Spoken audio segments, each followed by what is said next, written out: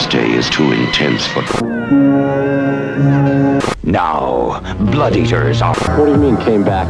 She loves. Alien to this world. It has just awakened. Bernadette O'Hara, do you have any idea what time it is?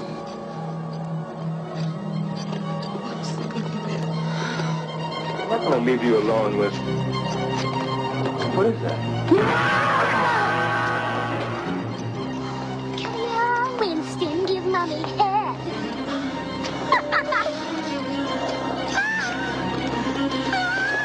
Hi, everybody. My name is Dana Kimmel from Friday the 13th, Part 3 and Sweet 16. And you're all, like, totally listening to the Hysteria continues and stuff. Awesome! And I bet you can imagine how excited we were to get that voicemail from Dana and to know such a great scream queen is listening to the show. And so thank you for joining us again. Hysteria continues, episode number 7. I'm Justin, the person in charge of Hysteria Lives and author of Teenage Wasteland. And I'm joined as ever by Joseph. Right, that was my poor Fat Albert impression. Excellent. I told you I have to do new intros every time, so... Absolutely. We've got to keep it creative. And Erik from Ireland. I cringe my dribblies at your splendid puffle-snoo. Wow, okay, this is all new to me. And Nathan, what have you got for us? Susie Double Toya. There's my references. Oh, well, I can see that one's going to run and run. Well, again, welcome to Hysteria Continues. We've got a great show for you, action-packed, well, kind of action-packed. We're going to be talking, as ever, about some of the slasher films we've seen recently, and one of them you probably are aware of, out at the cinemas on Friday, Scream 4. We'll talk about that in a minute, and just to let you know, we're going to keep it spoiler-free, because myself, I saw it this morning, so did Erik, and Joseph saw it on Friday night, so, but Nathan hasn't had the pleasure yet, so we're going to keep it spoiler-free.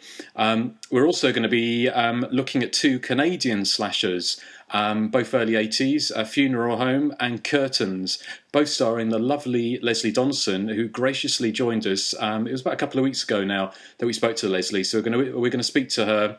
Recorded interview about halfway through the show. So, guys, shall we talk about Scream 4? And I said before, we're going to keep it resolutely spoiler-free because I'm sure lots of people haven't seen it. I know Nathan, as we said, hasn't seen it. Guys, Joseph, what did you think? That doesn't sound good. Unfortunately, I really did not like it as well as I really wanted to.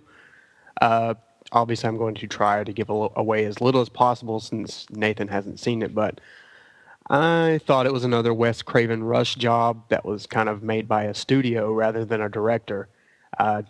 Like his recent directorial duties on My Soul to Take screams, if you'll pardon the pun, studio interference. It's sloppy, disjointed, and kind of rushed in order to make a quick buck, which I'm sure it will amass plenty. My problem with the film is that the joke presented in the original Scream has become the central premise rather than the backbone, and it often takes you out of the Scream universe with its barrage of sledgehammer-like comedic attempts. There's one death scene in particular that had me kind of groaning and shifting in my seat. The conceit this time around is that rather than lampoon slasher films, their sequels, or even their place in trilogy history, you have essentially a bunch of characters poking at the reboot concept while also toying with the YouTube generation's easily accessible fame. Now, I thought this was a clever idea, but whereas most teenagers these days can't be bothered to sit through one of these reboots without thumbing through their iPhones, Scream 4 has several characters who know these films inside and out, and even decide late in the film to attend a 7-movie marathon, which kind of going its jabs at the detached ADD generation I kind of thought rang untrue. There's not really much else I can say about it except that I kind of guessed the killer's identity or identities perhaps 15 minutes in, so that took some of the joy out of the final reveal. All the new characters were pretty unlikable, Twitter-friendly drones, and kind of represented that generational gap that has me avoiding the cinemas altogether these days. And all the old characters kind of just stood around with not much to do. Finally, Scream 4 was easily the worst cinema-going experience of my life and has for the time put me off shelling out $10 to see a movie on its first run. I get to the showing and immediately the teens in the audience are on their cell phones, talking loudly, the usual. About 20 minutes in, one patron started yelling obscenities at another for talking loudly, which was okay, but then a shoving match broke out. At one point, I and the rest of the audience kind of yelled at Neanderthal, sit down and shut your fucking mouth so the people who paid to watch the movie can actually watch the movie. Let's see. The manager finally came in and kind of alerted the two that were shoving each other that the cops were waiting outside. He apologized for the inconvenience and had to projectionist rewind the film. It was pretty quiet for the next 10 or 15 minutes after that, but eventually the cell phone lights lighted up again and voices started to raise again. And, meh, ho-hum. I like the first three a lot better. Okay, how about you, Erik? I liked it a lot more than Joseph did, although I still have reservations. I think that it opens quite strongly, and I think the opening is going to maybe divide people. I think a lot of people are going to be like, oh, for fuck's sake, when they see the opening sequence. I thought it was really clever and great fun, and I think the finale is brilliant as well. It's very over the top and very in the tradition of Happy Birthday to Me or Urban Legend. It was the bit in between that bothered me. It got kind of repetitive and tedious, and this is a problem I've had with a lot of the Scream films, is the kill sequences are just basically stab, stab, stab, and and then it repeats to fade, kind of. It could have done with a bit more variety, I felt. I think the film's at its strongest when it's concentrating on the established characters, particularly Courtney Cox as Gail Weathers, who is my favourite character from the series. When it goes to the newer characters, I found my interest beginning to wane a bit, particularly the cinema club people who I couldn't wait to see meet their maker. But for me, possibly a 6 out of 10 movie, I'd say. I mean, I really did enjoy the opening 20 minutes. I was beaming. I was like, this is really good. I'm really enjoying this. It's taking me back to, when I saw the Scream trilogy first time around. But then the next 45 minutes, I was tempted to take out my iPhone and start going on Facebook. Yeah, I mean, it's funny. I mean, I saw it this morning, a very empty screening because it was early this morning, and I just hark back to when I saw the first film in 1996, and because I've been a slasher fan for so long, but it been like a guilty pleasure or a guilty secret. I mean, nobody really watched slasher movies back in the 90s, and there wasn't actually the love, and there wasn't the internet either. So basically, it was kind of a dirty little secret, my own dirty little secret, and I didn't really know anyone else who watched slasher movies. So when the first film came out, and I always remember it was Wes Craven's new thriller. They didn't call it a slasher movie because slasher movies are so out of vogue then. But then it became the cause célèbre, and it was one of my best cinema-going experiences. I saw the film twice, and I always say it's quite interesting the way when you see it with an audience, it either sometimes makes or breaks a movie. And it's a shame that obviously Joseph sounds like you had a really bad experience. When I saw the original the first time, it's funny, the audience saw it as a horror movie, a thriller, slasher. There's lots of screams and jumps and gasps. The second time I saw it, the audience seemed to see it as a comedy, and they were laughing more along with it, which is kind of funny, but I think that's why it worked in so well. Now, I agree. I mean, I liked the film a lot more than Joseph did, and possibly even a little bit more than you did, Erik. I did enjoy it a lot, but it certainly is a bit of a mess. It's tonally, it's all over the place. It's not particularly coherent. It smacks of studio interference, and I mean, there's probably a far more interesting story behind the scenes about what happened with Kevin Williamson being fired or leaving, Wes Craven being made to reshoot stuff. I mean, it sounds like it was a bit of a nightmare for all concerned. But I did, really enjoy it. There were some fantastic suspense sequences, and not giving anything away, but there was one sequence in a underground car park which harks back to Leslie Donaldson's famous opening scene in Happy Birthday to Me. Where it did fall down was some of the humour. It just didn't work, and what I didn't like about it was the way that the first three films, the humour bounced off the self-reflective nature of the films and humorous asides, but the horror was kept pretty horrific. And there was a very good balance in almost all three films. I managed to do that. Whereas in this film, there were some really horrific sequences which were followed by a joke at the end of each one, like a quip, somebody making a quip as they're dying, which it kind of really took me out of the film, and it made it didn't. That I found that sort of upsetting. That bit reminded me of the line, "It sucks on so many levels" from Jason X. That type of vibe permeates the film, I think. Yeah, not to spoil any more, but the Bruce Willis bit, you know what I'm talking. That's the bit I'm talking exactly, about. Yeah. Really irritated. It really irritated me, I think. It just kind of went on, and I was like, ugh. Yeah, well, I'm sure we'll come back and talk about Scream 4, and obviously, the risk of we don't want to spoil it for anyone, and obviously Nathan's yet to see it, and we don't want him to find out that Courtney Cox's plastic surgeon is the killer. So, unless you've got anything else to say about the film, guys, have we seen anything else we want to have a chat about? I saw. First time I saw Terror at Red Wolf Inn, which I thought was a pretty good black comedy with a lot of good slasher film undertones, but I'm not going to say much more about it because, never mind.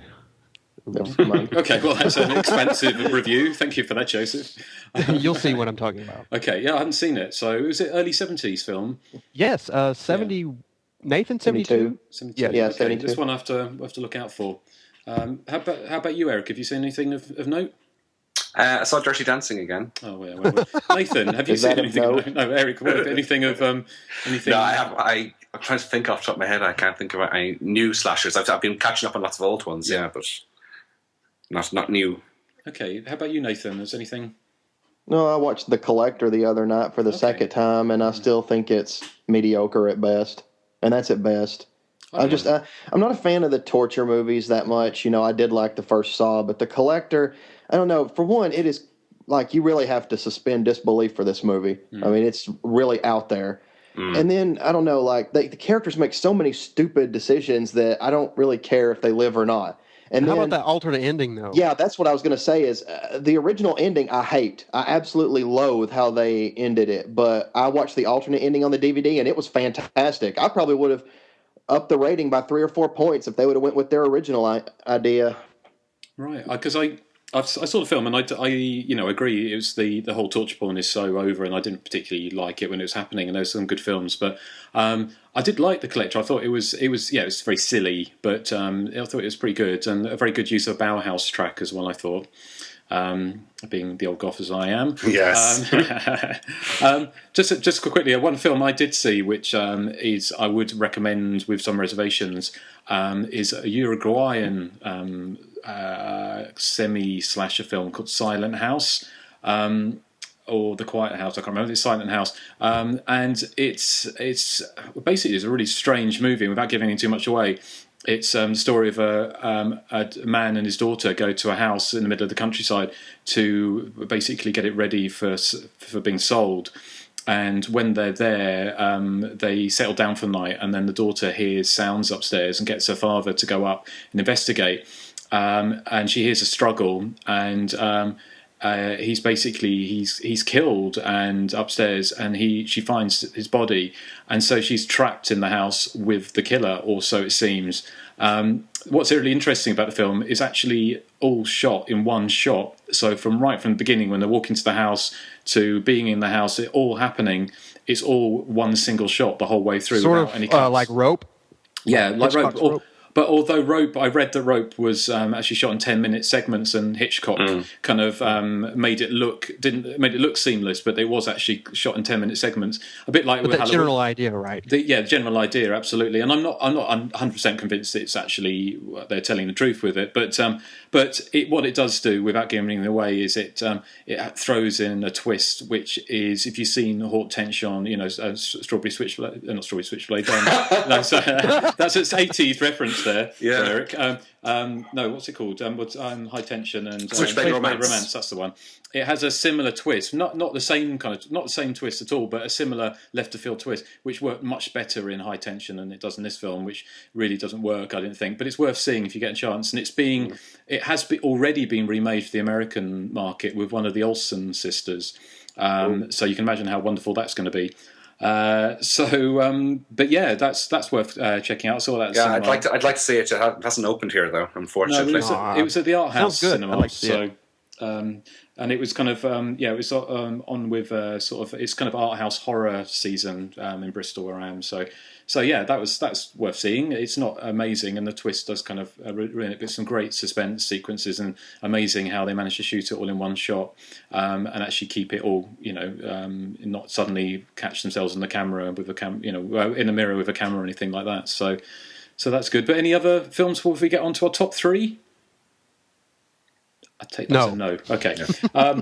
What we're going to do, I can't remember if I said in the intro, but we have the top three that we do each time. And this time we decided to do top three almost slashers or films which aren't really thought of as slashers, but have an affinity to the slasher genre, i.e. they could be a thriller with slasher trappings or even a comedy with slasher trappings or whatever, but most people wouldn't think of them as slasher movies.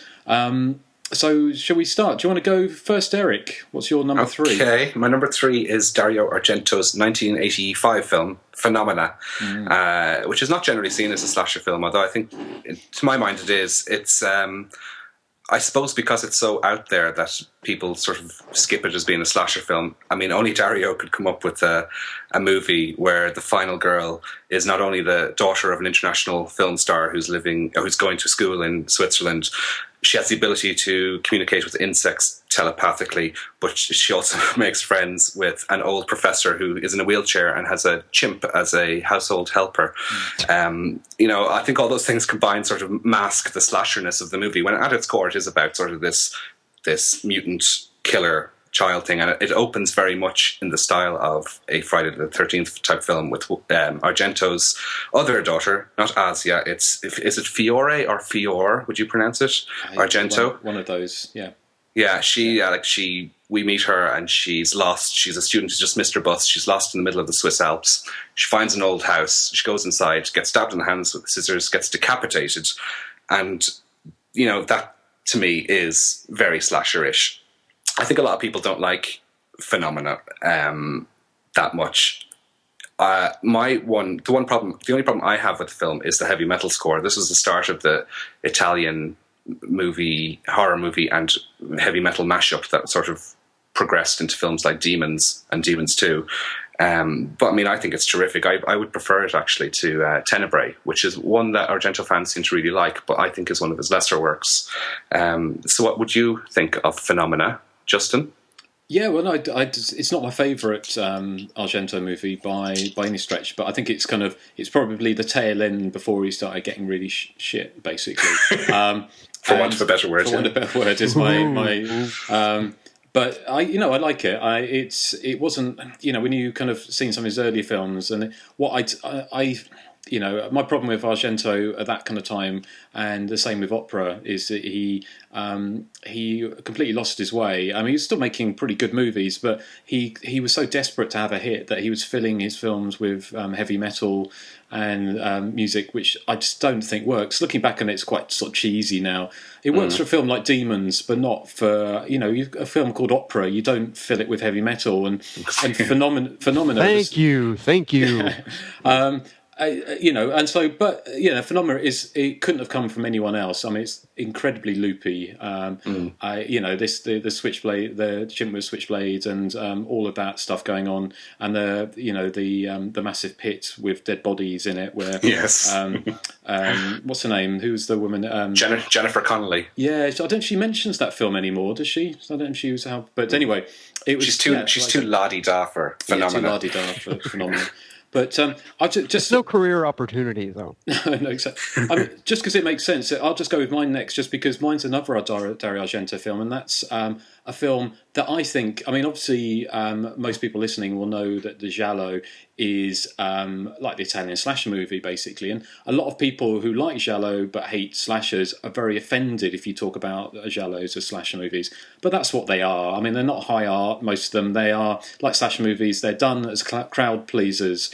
But one of the films that is not often thought of as Giallo or a slasher movie is Dario Argento's Suspiria. Now, on the face of it, it's not a giallo or a slasher movie, but when you look at it a little bit more closely, it starts with that fantastic double murder. You have a killer, or it could be supernatural. Well, it probably is supernatural, but you have a supernatural killer who is stalking a ballet school and killing the teachers, or some of the teachers and the students there.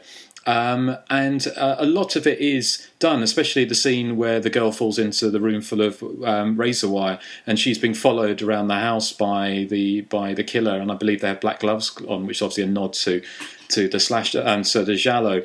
And to me, I've always wondered why that film is not seen more of as a kind of slasher or a giallo movie than it is. I mean, admittedly, it is one of my top 5 favourite films of all time, so I do love it. And I certainly don't see it as a bad thing to say that it's a slasher movie or giallo by any stretch. But I know Argento purists and some fans of Italian cinema would find it very offensive to say so. But I think it's basically a supernaturally tinged giallo come slasher movie, and it's all the better for it. So that's my number 3. Do you guys agree? I've never viewed Suspiria as a slasher. I prefer in the minority. I prefer Inferno, but I do love Suspiria. I like the ones y'all mentioned as well, but I prefer Opera. So.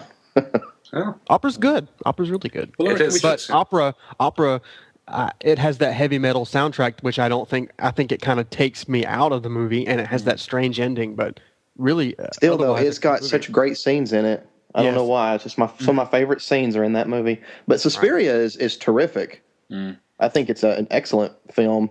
I've seen it probably 5 or 6 times at least. Yeah. Well, I think it would be. Maybe we should do a Dario Argento episode at some point, because I know some of the feedback we've had. We've had at least one person asking us to do a giallo episode, and I'm very keen to do that at some point in the future. So, okay. Well, how about you, Nathan? What's your number 3? Well, this is. Thanks to Amanda, you know her on the boards as Amanda by Night. She gave me this idea because she sent me a text message and gave us, some decent feedback. She's been listening to the show, but she said, I got to give some love to Wood Chipper Massacre. And she's right, because I do adore that movie. It's not a lot of people have seen it. I think a lot of people, when they turn it on, I mean, it's shot on video. They might see, this is shot on video, and just shut it off right away.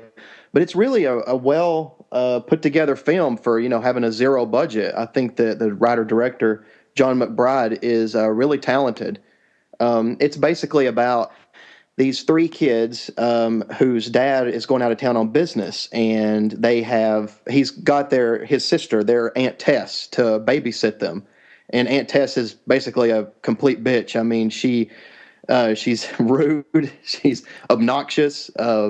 There's one classic scene where she's cooked this really disgusting casserole, and they're sitting around the dinner table before they eat, and she starts praying, and she's like, save us from the power of Satan and from the dreadful thoughts that threaten to damn our immortal souls like maggots in a rotting and decomposing corpse. Amen. Now let's eat. So, I mean, and basically the story is the aunt ends up getting killed. That's not really a spoiler because that's plastered all over the box for it, but and they have to hide the body, and of course it's called Wood Chipper Massacre, so I mean you can pretty much guess what they're going to do with her. But her son, who is a criminal, has come into town, and he wants his part of this money she's supposed to have for him. So they're trying to outwit him, and basically the wood chipper obviously is going to come into play again. It's definitely not a slasher movie, but there's enough hacking and chopping going on that where I could still really enjoy it. So Fargo kind of ripped that off then, huh? Well, I don't know if I go that far. But now, I have to admit, though, the beginning seems a lot like that 90s comedy, Don't Tell Mom the Babysitter's Dead. I mean, it really is very similar. I'm sorry. I can't believe a film called Wood Chipper Massacre is not considered a slasher. It's just I haven't seen this. Like, there's not a big body count. Okay. Well, I've never seen it. Is it one of those retro horror DVDs? Isn't it? Yes, it is. I believe. Yes. Excellent. Well, thank you, Nathan. How about you, Joseph? What's your number 3? He's pure evil, pure power, pure terror. My number 3 is Rawhead Rex. By all accounts, this is a silly and extremely over-the-top movie, but there's just something about Rawhead Rex's stature and demeanor that kind of gives the film a certain menace. What you've essentially got is a 9-foot-tall demon running amok on the Irish countryside, and he's killing a bunch of incidental characters one by one. And the story itself is a jumbled mess of kind of pseudo-religious mumbo-jumbo, and the makeup effects on the Rawhead Rex character, they kind of switch from convincing to downright laughable in the blink of an eye. But on the other hand, you also have a scene where Rex, in the middle of the day, he throws a young son from the back seat of his car and kind of like devours him right in front of the helpless father's eyes. It's directed by George Pavlou. I think that's how you pronounce his name. It's kind of a Clive Barker short story that was adapted into a movie, and he had disowned it, but he's really got no one else to blame since he wrote the screenplay. It's at part times silly. It's at part times kind of scary, but it's really entertaining, and so that's my number 3. Excellent. Yeah, it's was it from Books of Bloods, the Clive Barker short stories? I believe so. Which are fantastic. If you've never read them, it's definitely worth reading. Of course, that's where I read the Rawhead Rex short story about 15 years ago, which I admit is a lot better than the actual movie. But the movie is one of those films I saw when I was like maybe 5, 6 years old. I don't remember first time I saw it. Maybe 10 or so. But I saw it like late at night, 9:30, 10 o'clock at night, and then I had to kind of go to bed and kept thinking Rawhead Rex is just going to pound down my door. So it's always stuck with me. with his latex fists. Yeah, with his latex fists. I like the ending. I love the music at the end. Yeah, I also like that there's one scene in Rawhead Rex where he, instead of killing this pregnant woman, he kind of gets irritated that she's making this like big salad and it's got chunks of beef in it, so he starts smashing her kitchen like a dumb ape. It's really funny. I'm gonna have to watch that. I haven't seen it for many, many years, but I have to watch it. It does sound like a bit of a laugh riot. So, no, thank you, Joseph. So, how about you, Eric? What's your big number 2? My big number 2. That's unfair to this film. It's The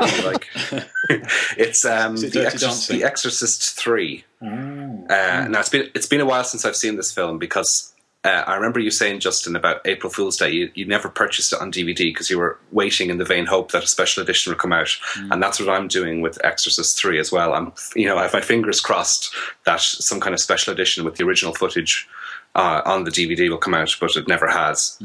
So I'm doing this off memory because I haven't watched it in quite a few years. But it's a film I really like, and it's more of a serial killer movie than it is an Exorcist sequel as such. And it's another one of those famous troubled productions that we were talking about with Scream 4, and I'm sure we're going to be talking about with Curtains later on. It focuses on Lieutenant Kinderman. He's the returning character from The Exorcist. He's played by George C. Scott, and he's investigating a series of serial killings that are going on in the area, and they seem to all, the forensic evidence indicates it's a different killer each time, but the modus operandi of the killer seems to indicate it's this deceased serial killer called Gemini. So it's kind of supernatural themed, and it's got the most fantastic shock sequence. I'm sure you know the one I mean. The cloaked killer. Oh yes. The cloaked killer with this like surgical shears. That would be right at home in a Jason movie or a Michael Myers movie. It's a stunning shock sequence that comes in the middle of quite a tranquil scene. The film does fall down. I know that because of studio interference. It's got that exorcism shoehorned in at the end that isn't needed, and it's really goofy. It's got sort of George C. Scott supernaturally pinned up against the wall, and you've got another priest melting into a ceiling, and it's all ridiculous. If they kept, I remember reading the book. It was based on Legion, like a long time ago. I can't even remember the content, but I do remember really enjoying the book and finding the film to be completely different. But my number 2 is The Exorcist 3. I'd love that movie. I do too. It's brilliant. really, really, really underrated, I believe. I haven't seen it. Haven't you? No. Wow, you should watch it. It's so good. I saw it actually at a film festival in 1990 when it. So no one knew anything about it.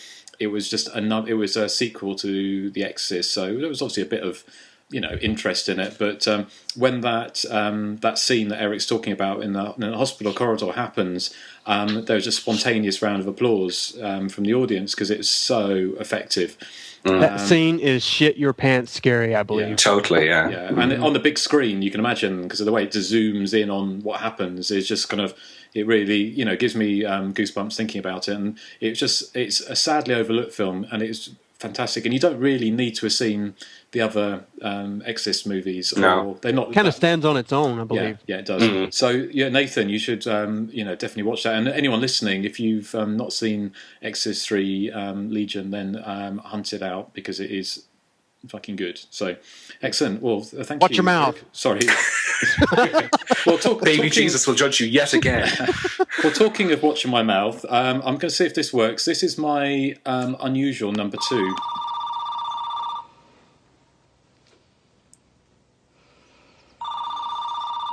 Hello? Is this the cocksucker residence? God damn you, stop calling here. Isn't this 4215 Pussy Way? You bitch! Now let me check the zip code. 212, fuck you! The phone call scene from Serial Mom. Yes. I know we're all fans of. And it kind of came to me. I remembered when I was putting this list together the other day, and I thought Serial Mom, I've got to put that in because it's if John Waters made a slasher movie, I was thinking, what would he be like? It would be like, because we talked last week about Psycho Beach Party, but of course he has made a kind of slash movie, and it was Serial Mom with Kathleen Turner, which was, I loved. Again, I think that was 1990 or 93, I think, when it came out. And I love John Waters movies, and Serial Mom is one of my favourites. It's probably the one I watched the most, and it's got endlessly quotable dialogue. And that scene with poor Dottie Hinkle on the phone with the psychotic Kathleen Turner, who, of course, goes round. What she do? She beats people to death with meat. She's set fire to teenagers. She stabs a teenager through the guts with a fire poker. So, to all intents and purposes, Serial Mom is a slasher movie. And I think it's an absolute joy. And I know you guys quite enjoy it. Oh, I love it. Yes. You know the scene I like when she kills the boyfriend at the flea market, and then after she's done that, she goes out and sits with her daughter, and that random guy walks into the bathroom and does that scream that you hear in a lot of movies, but he's holding a shish kebab. Who takes food into a public restroom? It's a John Waters movie, isn't it? I think that's slightly. And then there's the scene where there's the scene where the guy that went to her husband's dentist to get his bridge on his teeth or something, or he had a bad molar, infected molar. They're sitting there eating this like bird, and they're like, and it shows it right up close, and it's like all greasy and really gross, and she's just like horrified that they're doing this to this poor bird, and she just has to kill them. Exactly. Well, she kills them because they insult her husband. Yes, she does. Because you said there's a scene where she says, now Dr. Sutphin says no more sweets, and then she gets that, they're following my husband's orders, and he's like, what does he know? Then she snaps, and that's it. Yeah. Well, it's kind of it's about as believable as the reveal for Scream 4, but we won't go to any spoilers. But all the better for it. So yeah, that was my number 2. So a good number 2 it was too. And thank you very much. And how about you, Nathan? What's your number 2? They love their grandchildren. Well done. It's Rabid Grannies. Rabid Grannies. I have a huge love for this film. It's obvious. It's basically this really large, greedy family, and they have really 2 nice grandmothers, really kind, who are completely oblivious to their family's evil ways. And they gather at the 2 grandmothers' castle. They live in a castle for their birthday for the weekend. And one of the family members has been disowned because he's a Satanist. Well, he sends a box to them as a present, and out comes this fog once they open it, and it transforms them into demons. So they're not really rabid, but basically they, once they become demified, they start killing off their family members that whole weekend. So, I mean, I love it. It's got the whole, my favorite kind of movie, which is why I love slasher so much. A large group of people trapped in a certain area getting killed off one by one. And that's my favorite kind of movie. So I really love this one. And if you get a chance, you need to see it with all the gore intact, because the version that I first saw is butchered beyond belief. Some death scenes, you can hardly tell what really happened to the people. But the uncut scenes are really awesome. It's funny enough, I saw Rabbit Grannies at the cinema. I'm not sure if it's the same film festival that I saw Legion Exorcist 3, which are very, very different types of movies, of course. But because it's Belgian, isn't it, I think? It's a Belgian movie. And so I haven't seen it for probably 20 years now. God, 20 years. Because I think it came out, was it 1990? Was it again? It's about then, yeah. It was 1991. But yeah, so I haven't seen it since then, but it made quite an impression. So it's kind of horror comedy, isn't it? But it's kind of very, very grisly. So yeah, no. How about you guys? Have you seen it as well? I did. I saw it when it was originally out on VHS, but I do remember not liking it quite a lot. Right. But it's something I could do rewatch. I'm pretty sure as well, Nathan, that the version I saw was probably butchered beyond belief, because we are talking 1990 or 91. So I'll do my best to revisit it. Excellent. Okay. Well, no, thanks, Nathan. That's good number 2. How about you, Joseph? Are you going to top us? I don't know about topping, but we won't go there. Shut up. Yeah, thank you. My number 2 is Predator with Arnold Schwarzenegger. A wonderful top, yes. Yeah, you. Get off the bottom, you. Anyway, can I get into this? Yeah, go on, sorry. You can't really call it. I guess you can. You can't really get much more slasher-esque. I mean, I guess you can, but let's not say we did. You have Arnold Schwarzenegger and his group of commandos / political hopefuls in the middle of a jungle being killed off one by one by a rather nasty-looking creature who inexplicably wears fishnets and has a jawline that Susie's womanly parts after a day at the gynecologist. Kind of all boils down to the hulking creature fighting the hulking Schwarzenegger, mano a mano, beneath the jungle trees. And so, Schwarzenegger, after all his men have been killed one by one, he sets up all these traps to try to corner the alien. He ends up cornering the alien, and the alien kind of sees right through his trap. So basically he's like, come on, come here, I'm right here. And yeah, that's it. This one almost made my list as well. It almost did, or it did. I'm thinking about, having ass sex with Arnold Schwarzenegger now, so it's ruined. Joseph, I don't know where you got that from. Yes. You said he was a top guy. Yeah. Yeah. So something about this would have been bottom if it had made my list. It would have been your bottom number 3. Okay, yeah. Well, enough jokes about innuendo. Well, for the time being, anyway. So I think we're on to our number 1s, aren't we? Mm-hmm. So Erik, do you want to? Okay, my number 1 is controversially a film that I don't think is a slasher film at all. But the director insists it is his unique take on the slasher genre.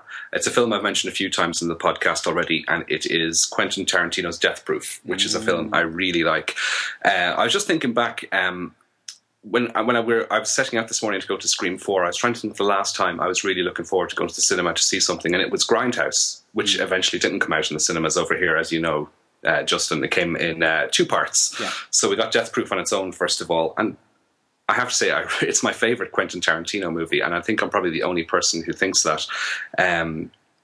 As I said, I don't think it's a slasher film, no matter how much he says it is. The only reason I'm throwing it in there is because I'm taking his word for it. It's just got the most spectacular car chase action in it, and there's a car crash in the middle that has to be seen to be believed. I mean, I can completely understand why people hate it, because it is basically women talking for long sections of the film. Like The View. That's what people were saying. It was like The View, punctuated with a car crash and maybe the odd car chase. I'd be interested to hear what your take is on it. But I mean, it's a film I can rewatch over and over and over again. And I mean, as much as I love Pulp Fiction and Kill Bill, and even Inglourious Bastards. This is the one Quentin Tarantino film that I actually own and that I can rewatch over and over again. I think it's far superior to Planet Terror, which I also liked. But yeah, Death Proof is my number one non-slasher slasher. Okay, cool. How about you guys? What did you think of Death Proof? I loved it. I like it was great. I like how you get the one set of girls and then they just kind of switch to the other set of girls. I thought that was really interesting. Yeah. I also liked them kind of making Kurt Russell a whiny little crybaby at the end. He's like, no, they're shooting him and beating him. Yeah. I think it has a terrific soundtrack as well, which is a common thread in all of his films, I suppose. Yeah. Oh no! I mean, I agree with you, Erik. I mean, I was disappointed when I originally saw it because I was thinking Quentin Tarantino is such a huge fan of slasher movies and genre movies, cult movies in general. I thought, it'd be really interesting to see what he did, and I couldn't really get. I mean, the idea of a slash movie with a car. I mean, there have been slash movies. Well, not slash movies, but Death Car and the Hearse and the Car and all these kind of films. But in reality, it just wasn't a slasher movie. But I can understand why you chose it. And I bought on Blu-ray the Grindhouse. Yes, which I haven't watched yet. Yeah. Is that a shorter version, or have they? It is. Yeah. The Grindhouse version runs about 90 minutes, whereas the standalone version is about 120. Because I can't. That's the thing. To be honest, I do really enjoy Quentin Tarantino films, and a lot of the joy about his films are in the detail. But any film that's 120 minutes is a little bit indulgent, I think. And I would tend to agree with you normally, but in this case, I can lap up every minute of the 120 of Death Proof. I mean, I can't pinpoint exactly what it is I love about it because I'm not a Quentin Tarantino fanboy. I mean, I remember when Reservoir Dogs and Pulp Fiction were out during my college days, and you'd get all the students in there and there'd be a round of applause when his name comes up on the screen. And I wasn't one of those people, but I was blown away by Death Proof, and I'm pretty certain I'm the only one who was. Yeah, I mean, I think it sounds like we all quite liked it. I mean, I'm interested in seeing the shorter version because I may like it because I know people who really liked his films and love Kill Bill especially, and they went to see Death Proof and they were so excited to see it and they hated it. So, but I'm looking forward to seeing how it was originally meant to be done in the Grindhouse or the Blu-ray I've got. So, good choice. Good choice. It would be interesting to see what he would do with a real slasher script. Yeah. I'd say that would be quite good. If he was to take on maybe a Friday the 13th sequel. Wasn't he down to? Wasn't his? He was down to do Halloween 6 at one stage. That's right. Yeah. Yeah. Interesting.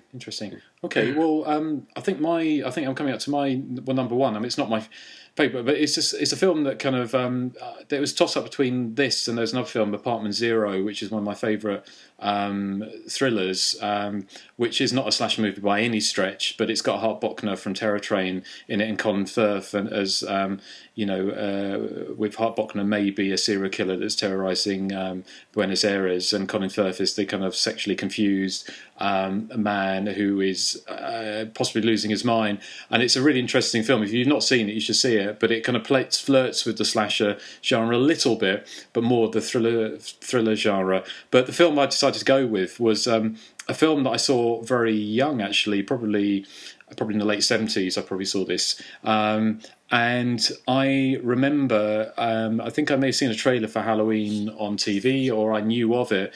And this film, I thought this is what Halloween was going to be like.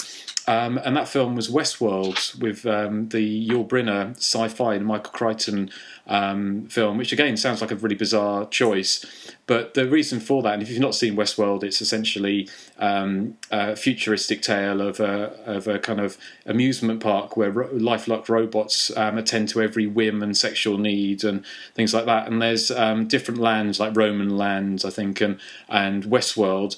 And then things go wrong, and the robots rebel. And Yul Brynner is a gunslinger who essentially goes wrong and then stalks one or two of the main characters. relentlessly, even when his face comes off and it's all fizzing and everything's popping and there's circuit boards, he still goes. And I think he gets burnt at the end, and he just keeps going. He won't stop. And it's kind of I've always looked back at that when I've looked at different slash movies, especially Michael Myers, and I wouldn't be at all surprised if Westworld was a bit of a inspiration for the unstoppable boogeyman that John Carpenter created with Michael Myers. So that's my number one. Yes, good choice. Great movie. I like Westworld. Really good movie. Yeah, and the sequel, Future World, is good too. Yeah. I mean, I've got that somewhere. I've got them both on VHS tape somewhere. But Westworld's one that sort of has always stuck with me as a film I saw at a young age, which I always thought that was, it's not a slash movie, but it reminded me of the unstoppable boogeyman, which kind of underpins almost all of the really good sort of 80s slasher movies. So, can I just say something about your alternate choice, Apartment Zero? That is an awesome movie, and I would go gay for Hart Wagner in a heartbeat. You go gay for a lot of guys, apparently. Yeah. I would. I can't help it. Like Billy Zane. Billy Zane's hot. Yeah, I know. And Jensen Ackles, you were talking about, weren't you? James Gandolfini. Wait a minute. Okay. Yeah. Right. Anyway, on that bombshell. Okay. Moving on. What's your one? Is it Torch Song Trilogy, Joseph? Is that your number one? No, what? Sorry. Torch Song Trilogy is your number one. No, what is your real number one, Joseph? Are we moving on to me? Or Nathan? I mean, whichever. You both got. I mean, you go first. I'm still laughing over here. So okay, Nathan, what's your number one? Oh, well, my number one, this is the reason that Joe, I told him not to blab too much about it early on, is Terror at Red Wolf Inn. Okay. There we go. What? I said, now we dovetail back from the beginning. Okay. Yeah. So, yeah, go ahead. Sorry. It was made in 1972, and it's about a college student named Regina who is too poor to, go on vacation when all her friends are going on vacation at college, and she gets a letter that she's won a free trip to the beach in this beach inn called the Red Wolf Inn. So she, very unwisely, they tell her she has to leave immediately, so she doesn't call anybody or tell them where she's going. She just hops in a plane and flies out there. And once she gets there, it's ran by these really two nice, friendly older couple and their mentally handicapped grandson, who's, probably in his 20s. And he takes a liking to her. Well, anybody that's seen more than just a few horror movies knows that something's not right with the old couple, especially when they spend all the time trying to fatten their guests up. And then once their guest reaches a certain weight, they suddenly leave the next day without saying goodbye to anybody.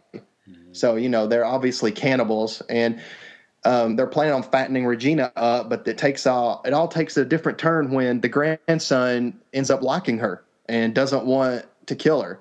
So, it's a really interesting movie, and I love the fact that the elderly couple are just so nice as they go about their killing business. I mean, there's one scene where the grandson's trying to tell them he don't want to kill Regina, and he says, I really like her. Like, I really like her. You understand? And the grandmother's like, well, I like her too. She's very sweet. She's still planning on killing her regardless. Sweet tasting.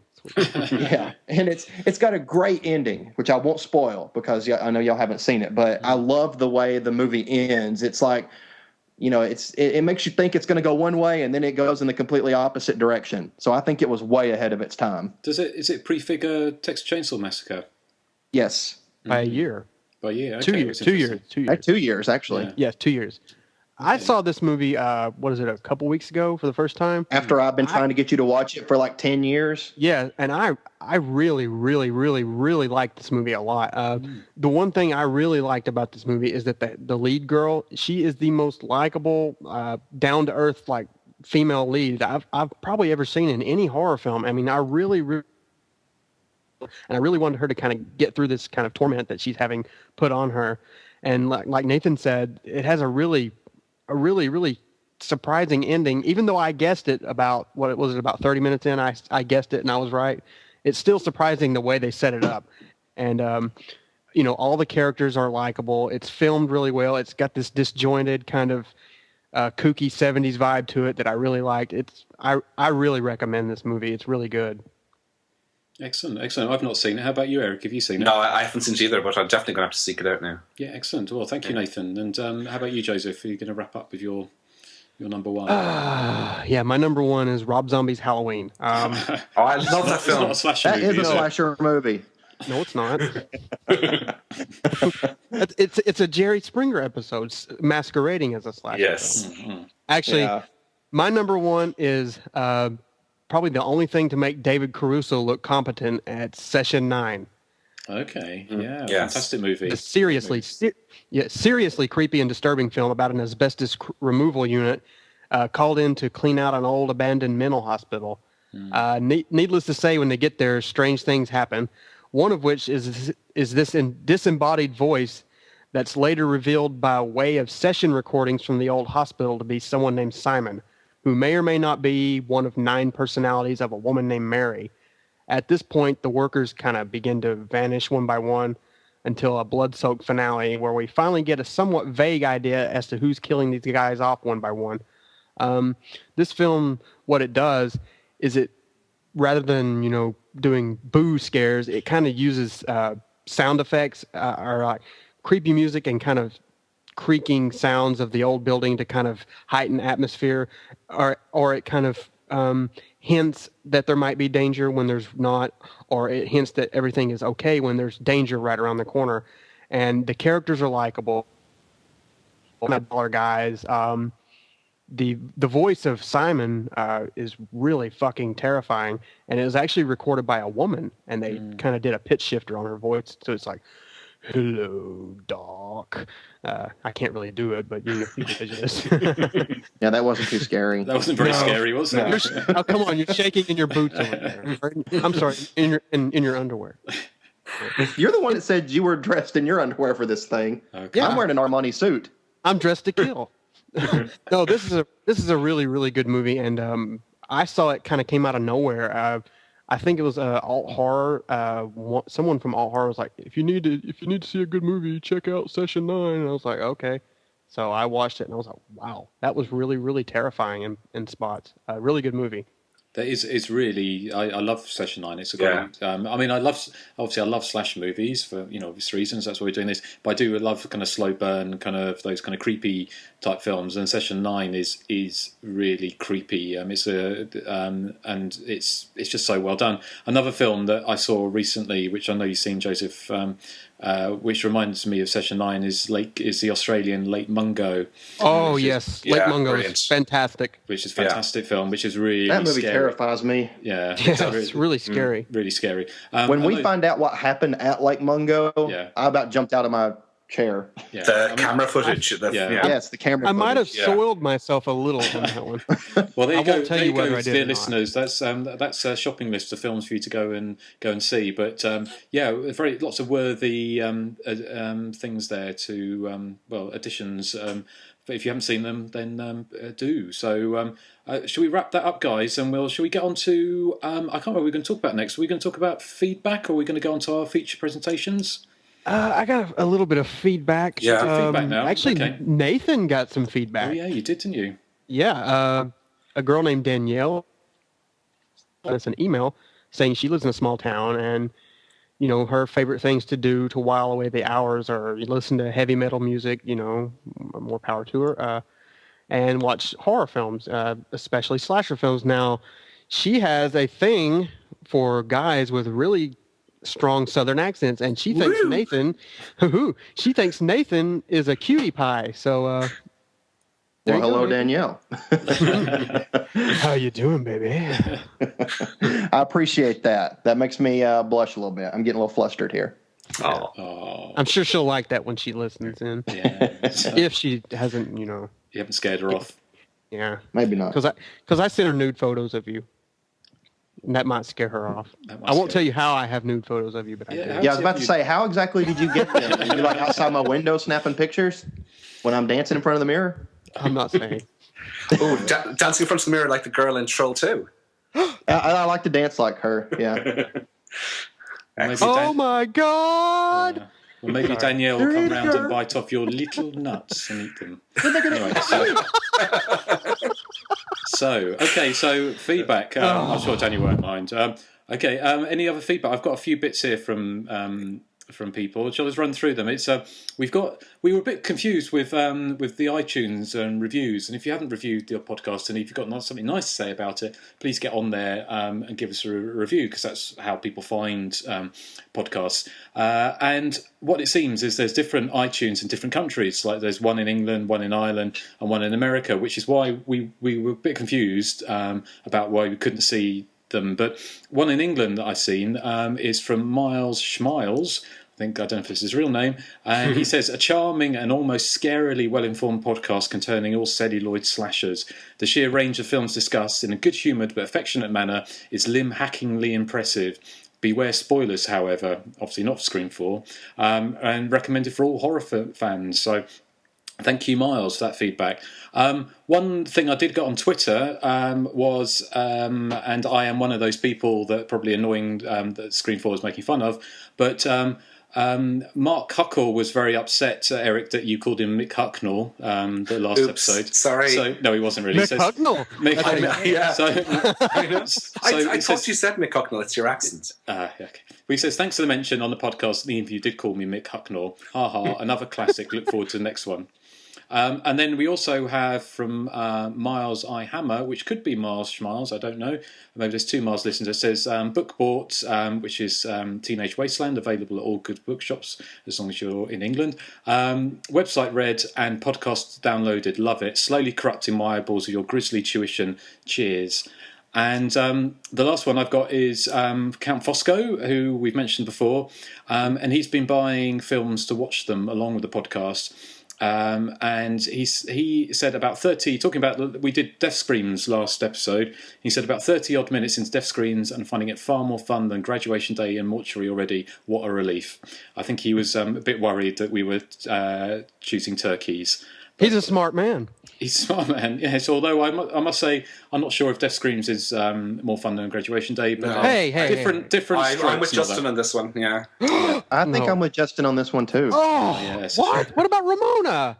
I love Ramona. I do, her? but I mean, Graduation Day. I have like a thing about Graduation and Day. Mortuary as well. You know, fuck all of you. I'm out of here. Yeah, all right. Don't hit your ass on the way out, love. Okay, so right. Anyway, if we talk. Sorry. What did you just say? I didn't say anything. Okay, so we will move on to our feature presentation. Well, I got a bit of feedback. Sorry. Oh, sorry. Yes, sorry, Eric. It's from Paul Chandler. He lives near London. He said, I just wanted to say that I've listened to all of the first podcast and really enjoyed it. It was great. One thing I will disagree with Justin was the assumption that he made that you'd only be listening if you knew the films being discussed. Being a horror slasher fan who hasn't got past much of the obvious faves like Halloween, Friday the 13th and Scream, I find it fascinating hearing about films I've not yet seen, especially obscure faves. Happy Birthday to Me sounded creepy and stupidly great. So there we go. Okay. Well, thank you for that. Thank you for that feedback. Yes, we'll take it on advisement. So, should I go ahead and give out the email address again? Yeah, please do. Thank you, Joseph. All right, that is the. What do you call them? Full stops. Full stops. Dot. The full stop. Hysteria full stop. Continues at gmail.com. Send what you have. Hate mail, love letters. Can you send back those nude photos of Nathan? I kind of lost mine. What is a full stop? It's a full stop. It's a dot, like a period. Come on, we're an international podcast, Nathan. You've got to get with the program. Yeah. Okay. See, you didn't even know what. There's a Jesse on the phone, man. Until Yeah, I didn't know what that meant either. Okay, so I got to be educated to all this. Do y'all know what shucks means? We don't know what it means to eat a zucchini on the sidewalk. No. This is the Queen's English, boys. So not your made up funny. I'll tell you, I'm going to talk like this for the rest of mine. Do my best Southern accent. That's kind of how those people. When you can start doing the accent, Joseph? I'm sorry. When are you going to start doing the accent? When am I going to start? Yeah, really. Yeah, it didn't sound any different to me. Anyway, let's. Ooh. Shall we move on with our feature presentation? We're going to start, as I said earlier, we've got two films. We've got Canadian double bill coming up, and we're talking to the lovely Leslie Donaldson later. But first of all, we're going to talk a little bit about this film. Behind every curtain, someone is waiting.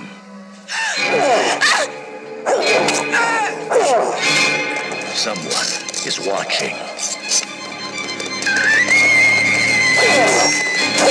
Someone is hiding.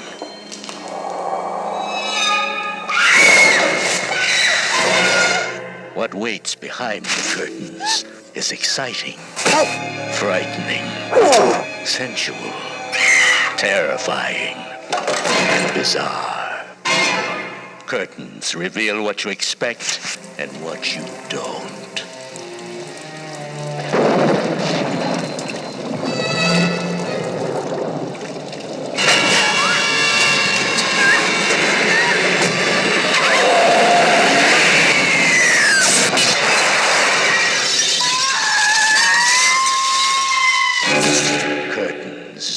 The ultimate nightmare.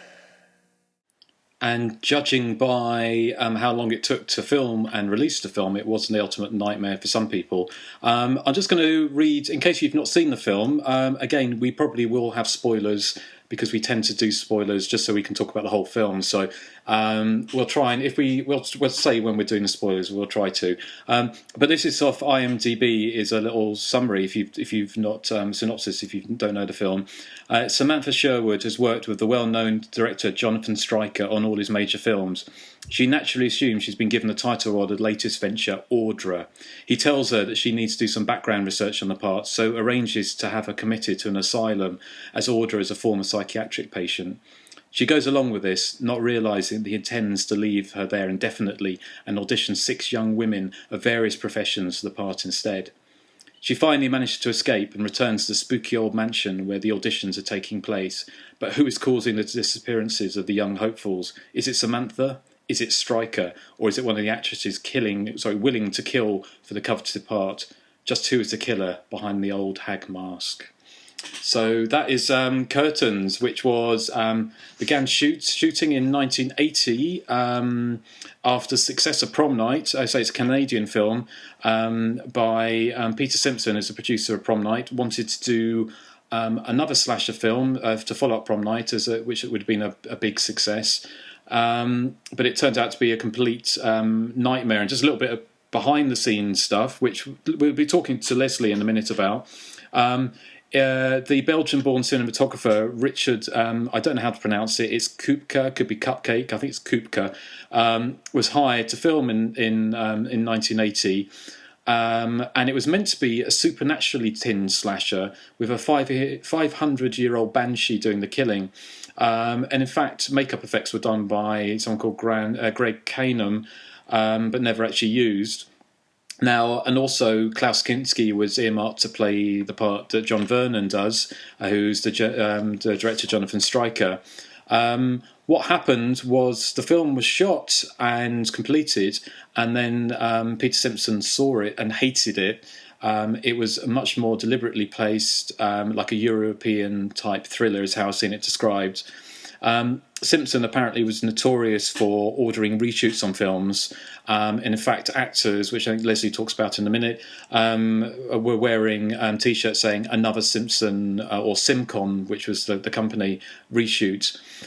So what happened? There was 2 weeks of reshoots, which I believe took place in 1982.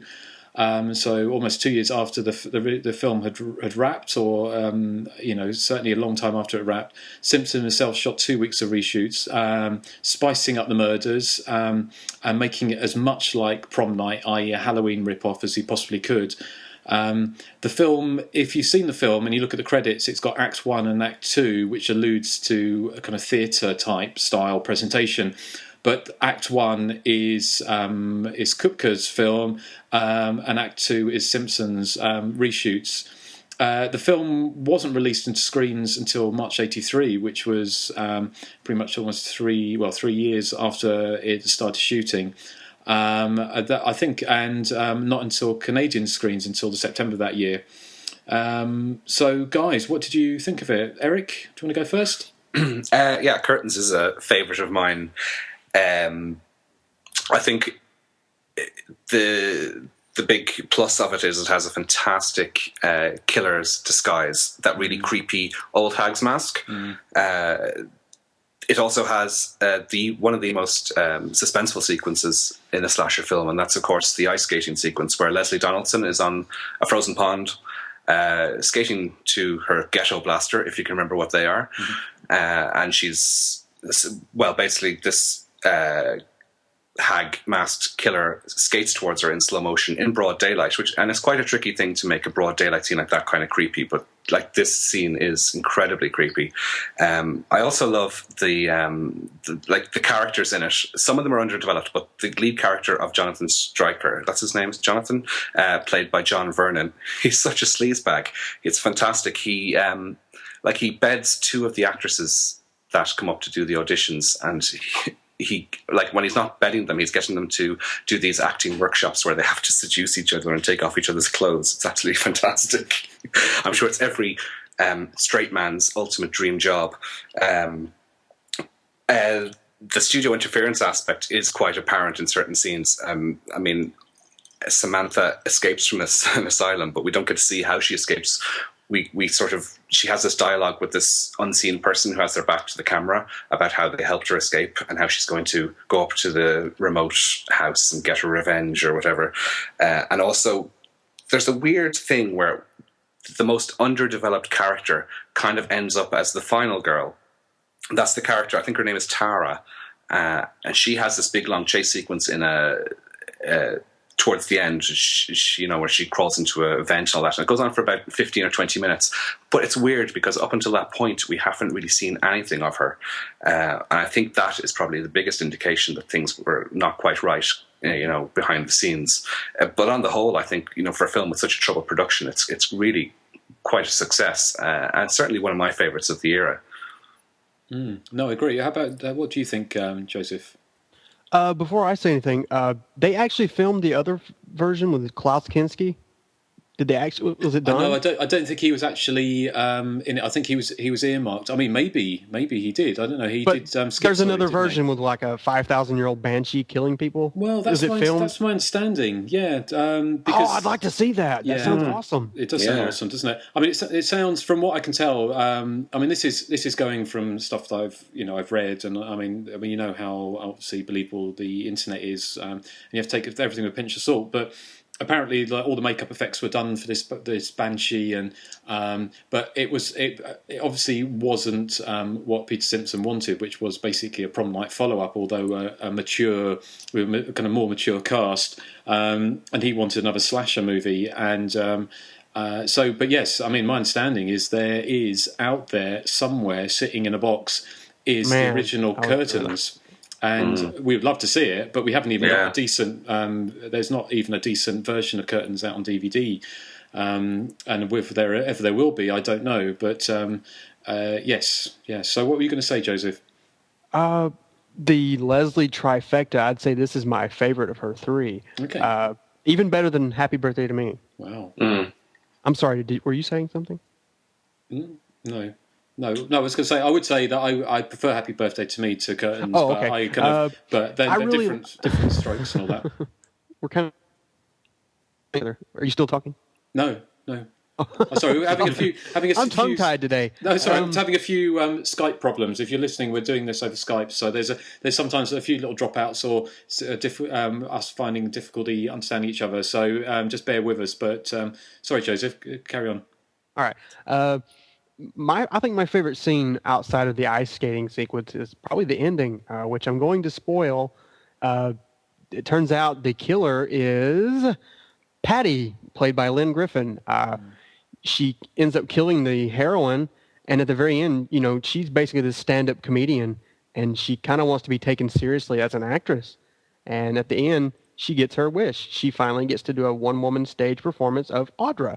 But unfortunately, she has to do it in front of a bunch of mental asylum inductees, or whatever you want to call them. She's basically in this insane asylum performing this Audra scene in front of a bunch of, doped out, kind of hanging their head like, it's a really stark ending to a really kind of stark movie, I think. It fits. And, with all the production troubles, apparently, I felt that, for the most part, the movie was kind of seamless for having production problems. Yeah. I mean, it is. I liked all the theatrical swish of the curtains cutting across the screens and stuff like that. I mean, that was visually, it's great. And of course, just very quickly, before I forget, is that whole weird thing with the doll, the doll that pops up, which is kind of that scene where the doll's in the rain in front of the car. That was really creepy as well. Well, that's really creepy, and it's also it hints at, although dolls aren't supernatural necessarily, but the very fact is that that kind of one thing seems to hint that there may have been at one point part of the film had a supernatural tinge to it, because doesn't the doll reach out and grab the woman, doesn't it? Yeah. And then the car drives up and sort of kills her, and obviously they unless the killer has got like an amazing animatronics background, then there has to be some supernatural reason for that. So, but it's fascinating to try and work out what is what is part one, act one, and act two. And if you look at the credits, I mean, it looks like the whole of Canada worked on this film. I mean, it's a massive amount of people working on this film. Yeah, I mean, for all the production problems they say they have, for me, I thought, wow, there are a few instances in the film where you can tell it was shoddily edited or it was rushed at one scene, but for the most part, I think it kind of flows together quite nicely. Yeah, excellent. How about you, Nathan? What's your take on Curtains? It's interesting that y'all mentioned the scene where the doll grabs one of the victims, because that ends up being a dream sequence, and then we cut to her getting killed in her apartment like really quickly, and it seemed kind of rushed. So I bet that the scene where the dog grabs her, that was probably the original death scene for her character. But then I guess they used it as a dream sequence when they re-edited the movie. I wonder if that's what happened. It's kind of that's what I was thinking as well. Yeah, when I was watching it. Yeah. Did you like the movie, Nathan? Oh, I love Curtains. I think it's an excellent movie, despite all the problems that they had. I know the ice skating scene gets, a lot of praise, and deservedly so. It's a really great scene. And I love the killer makes this noise every time she's coming down with that sickle. It's like, huh, like a big whoosh. I like that that noise that's being made in those scenes. But to me, one of the scenes, and, Erik mentioned it, that doesn't get a lot of talk, which I think is really well done, is the scene in the prop house, the big stalking sequence in the prop house. I thought, I was on the edge of my seat during that whole entire stalking sequence. So, I really liked that scene as well. But of course, I'm a big fan of chase scenes anyway. And the ending, Joe's already spoiled it, so, it won't matter what I say, I guess. I kind of was disappointed that, I understand, Patty was the killer, and I love Lynn Griffin, and she did an excellent job. But for some reason, I felt it would fit the movie more if Samantha was the killer. I don't know. I would like that ending better for some reason. See, I like it with Patty. I'm sorry. No, go ahead.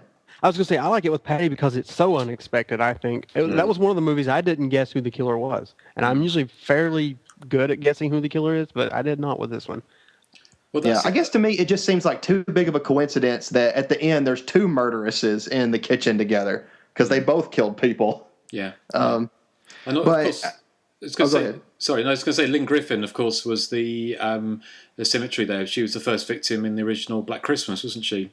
She was in that film. I think we're talking about like the different versions of this, and on the UK release, on the video release when it came out, the one I've got, I think we may have mentioned this. And we probably might talk about it with Leslie, but we say that on the back of the video box there's a picture from the original version, which isn't in the film, which is of all the actresses dead, sat around on chairs on the stage, with a woman stood in the middle with her arms outstretched with red hair, which would be likely to be Lynn Griffin's character. But the photo's so indistinct, it's quite difficult to make it out. But it's tantalising to think that there is this completely different version of this film floating around somewhere. And it would be, if someone would pick it up and release it in a decent version with both versions on, double disc, that would be amazing. If films like, Nightmares in a Damaged Brain and other films which, they're great, but they're not as good as Curtains, can get, amazing releases, then certainly a film the quality of Curtains should get a bit of that love. I just want to say there is one disappointing aspect of the hot tub sequence. It's not as cheesy as it could have been. It's when Jonathan Stryker is kind of looking down at the window at this couple in the hot tub, and they're just kind of circling the hot tub. I kind of wanted bigger hair, more splashing, more melodramatic music. But what can you do? I guess if it'd been made a little bit later in the 80s, you might have had, because obviously Mad Men has that wonderful. Yes, that's what I was referencing. Yes, I know that's what you were referencing. Yeah, and the other film. That's Nathan's favorite movie. I don't like that movie. You don't like that movie? I don't like Mad Men. Oh, okay, well that's one for us to cover at some point, isn't it? I mean, I was going to say coming up next, Mad Men. I was going to say about Mask, and the Mask of the Killer, which is so effective, is the two films reminded me. Obviously, one was Terror Train, which is another Canadian slasher movie, obviously, with the conductor's mask, but also The Comeback, which I don't know if you guys have seen it. It's Pete Walker who did the British slasher movie. Yep.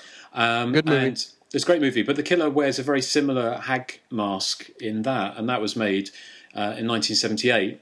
So I'm not saying, but I mean, obviously slasher movies have got a uniquely magpie tendency where they do. But the killer, things. I'm sorry, Justin. I was just going to say the killer uses a sickle to kill in that scene in The Comeback too. Yeah, that's when which is The Comeback is I like The Comeback. It's not, there's not enough slashing going on, but that scene where the killer comes down the stairs in a hag mask with a sickle running down the circular stairway is quite alarming, and it's really well done. And if there'd been more of that, The Comeback would have been less of just Jack Jones or whatever it is, and more of the killer, then would have been much better. But yeah, I mean, I just wondered if that was what has influenced. And interestingly, that obviously that the killer in the hag mask is obviously probably an addition to the original movie. The killer in the hag mask probably wasn't in the original movie, the version. If it was this 500-year-old banshee. So, I mean, it'd be amazing to see that. And I mean, for my money, I really like Curtains. I think it's really interesting because it's got that so atypical. I mean, Leslie probably is the youngest person in the cast, and they make reference to that, I think, and they saying, why is she here? She's only a baby. Whereas the rest of the cast are mostly women in their 30s and 40s, and that creates an interesting dynamic, and the movie's got some really fun bitchy dialogue. And there's the other kind of a mystery, but the thing that was put around was that a woman called Celine Lomez was originally cast in the role of Brooke Parsons, and she's replaced by Linda Thorson, ostensibly because Celine Lomez wouldn't do nudity. Although the irony, obviously, the film doesn't actually have any nudity. But what Peter Simpson subsequently said, as my understanding, was that Celine Lomez couldn't act, or they weren't happy with her performance, so they replaced her with Linda Thorson, who, I think is really good in the movie. One of my favourite scenes is when she's having that chat with her very camp agent. And they talking about going, she's pretty much almost got the part of Audra. So I think it's it's a fantastic idea, and considering how troubled it was for a film that was shot over 3 years with two different directors, and it was all changed to be more commercial. And the irony actually was that the time, if Curtains had come out at the tail end of 1980, or probably when it was shot late in 1980 originally.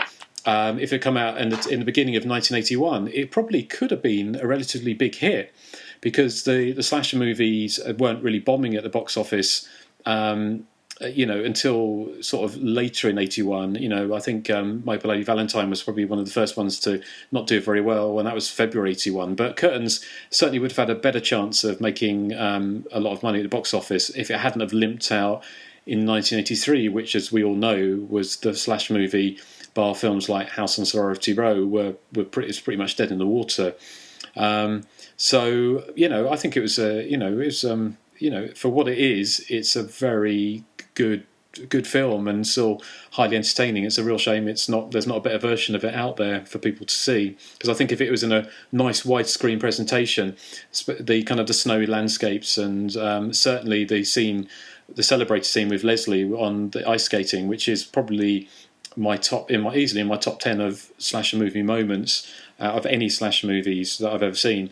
I'm sure that would look absolutely amazing. So have we got anything else we want to say about this, guys, before we go on to Leslie's interview? Can I just ask about the inclusion of the actor Michael Wincott in there? Because he doesn't seem to do anything except swirl around the hot tub with the girl and then get killed off screen. So I'm wondering if he was if he had more to do in the original script, I wonder, and was cut out because he seems superfluous to it. My understanding, he has a I think it's him who has a death scene on screen where a snowmobile comes smashing through with him on it into the house. I think it was him that I read about. Whether that was in what they were intending to do or not. I mean, the irony actually, thinking. So talking about actors being in it and not being in it, and Klaus Kinski, of course, just touched on Schizoid, which is in a film that doesn't ever really get spoken about, but that has a murder in a hot tub as well. So there's all these kind of 6 degrees, whatever, Kevin Bacon for Friday the 13th reference there, but all these different things going on, and so. But I agree, Eric. I think it probably is. There's probably is a box somewhere with lots of trimmings from this film. It would be interesting to see. I wonder if there's more footage of that asylum inmate who has the insatiable desire to tickle her fellow inmates. I love that the way that the slasher movies do that kind of. So it was a bit like the inmates in The Initiation. Yeah. My favourite, obviously, we talked about with my guilty pleasure with the inmate in Straight Jacket who washes their hair in the bird bath, and so it's kind of like it's not exactly Francis, that the film based on the 1940s starlet with Jessica Lange, where she has a frontal lobotomy, which I think is probably quite a realistic portrait of an asylum, the time in asylum. But slash movies don't tend to really go for realism when they come to asylums, do they? Let me ask you, Eric. I can't really remember, but is that the same Michael Wincott who plays a bad guy out more often than not now, and he kind of talks like this now? Yeah, that's it. That's him exactly. Yeah, I thought that was him. I was like, what is he doing in this movie? I know. Yeah, I don't. He's doing nothing. He comes and sits at the table. He was in Strange Days. And Metro with Eddie Murphy. He played a bad guy in that. He's a really good bad guy, I think. I think he'd make a good slasher villain. Should have been him in the end, yeah. Well, maybe it was in one of the original cuts. It's difficult to know, isn't it? So they have like 50 versions. He was the killer in 4 of them. Yes. Well, we did. Unfortunately, we tried to get in contact with Lynn Griffin, didn't we? But we didn't hear back from her. We heard bits and pieces back from her. But it'd be lovely. It'd be great at some point. Because when we approach people for interviews, we don't always get a response straight away. In fact, it could be months afterwards. And I've got a couple in the pipeline that hopefully can talk about some podcasts films we've already covered, but we'll kind of slip those in as it were. Yeah, you're being rude again now. I'm always getting back to Arnold Schwarzenegger. I live for the double entendre. Anyway, I said Arnold Schwarzenegger was allegedly a top. So. I'm sure should we? That segues us nicely into. No, it doesn't segue us nicely into it at all. But anyway, I'm trying to change the subject into the interview. So we can always come back to curtains, but I think now's an apt time to maybe chat with one of the certainly my favourite final girl ever. We're going to talk about her turn as a final girl after this. And we love you, Leslie. We love you, Leslie. And yes. Here we all had the pleasure of chatting with the lovely Leslie Donaldson. Come on, I want a picture of your beautiful butt. It's for my locker door. Why don't you buy yourself a picture of Farrah Fawcett? We have a special treat for everyone today. From Happy Birthday to Me, Funeral Home, and Curtains, and Deadly Eyes, we have Leslie Donaldson, who has graciously agreed to let us pick her brain today. Welcome, Leslie. Hello. All right. Get the ball rolling. I'm going to ask you a question, and then the other three will kind of like follow suit. So, is that all right with you? It sounds good. All right. I'm going to ask you a simple question. Were you ever approached for like any other subgenre films, like any other slasher films back in the early '80s? Actually, I auditioned for. I think it was Humongous. Wow, really? Yeah, which was I believe. I want to say it was Bill Fruitt as well who did that, but I could be wrong. It was Paul Lynch. Paul Lynch, yes, it was Paul Lynch. I remember that. I mean, you have to remember this is like 30 years ago, so the who's and the what's are kind of a fuzzy. But I do remember auditioning for that. And I think there was another Bill Fruitt film that I was asked to audition for, but I can't remember what it was. And also, actually, I was up for the part of Mary Lou in the Prom Nights sequel. The part of Mary Lou. Yeah. Excellent. Yeah. It was kind of exciting, but it went to Lisa Schrag, who played that part, and well, I might add. So she was great. Can that was Bruce. What a Prom Night 2 would have been like with you in the lead. I think that would have been fun. Huh? Yeah, exactly. All right, Justin. Yeah, well, it's actually leading on from that, Leslie. Can you tell us a little bit about how you got involved with Funeral Home? And also, I always wondered, I watched it the other day, and why you were so scared of that cat. Do you remember what? Well, I have cats. I love cats. So I don't know. It was written in the script that the character was afraid of the cat. So, and I do have a black cat, and her name is Mina, and I love her. You know, she's amazing. But how I got involved with Funeral Home is basically the writer of Funeral Home was Bill Fruitt's wife, Ida, and the producers of Funeral Home had just one of the producers had just done Meatballs. She had written Meatballs with two other writers, and Barry Allen was producing it, and his daughters were involved. So I went in and auditioned, and I guess I was just the right quality they were looking for the part at the time. So I was fortunate enough to get it. So there was no like magic,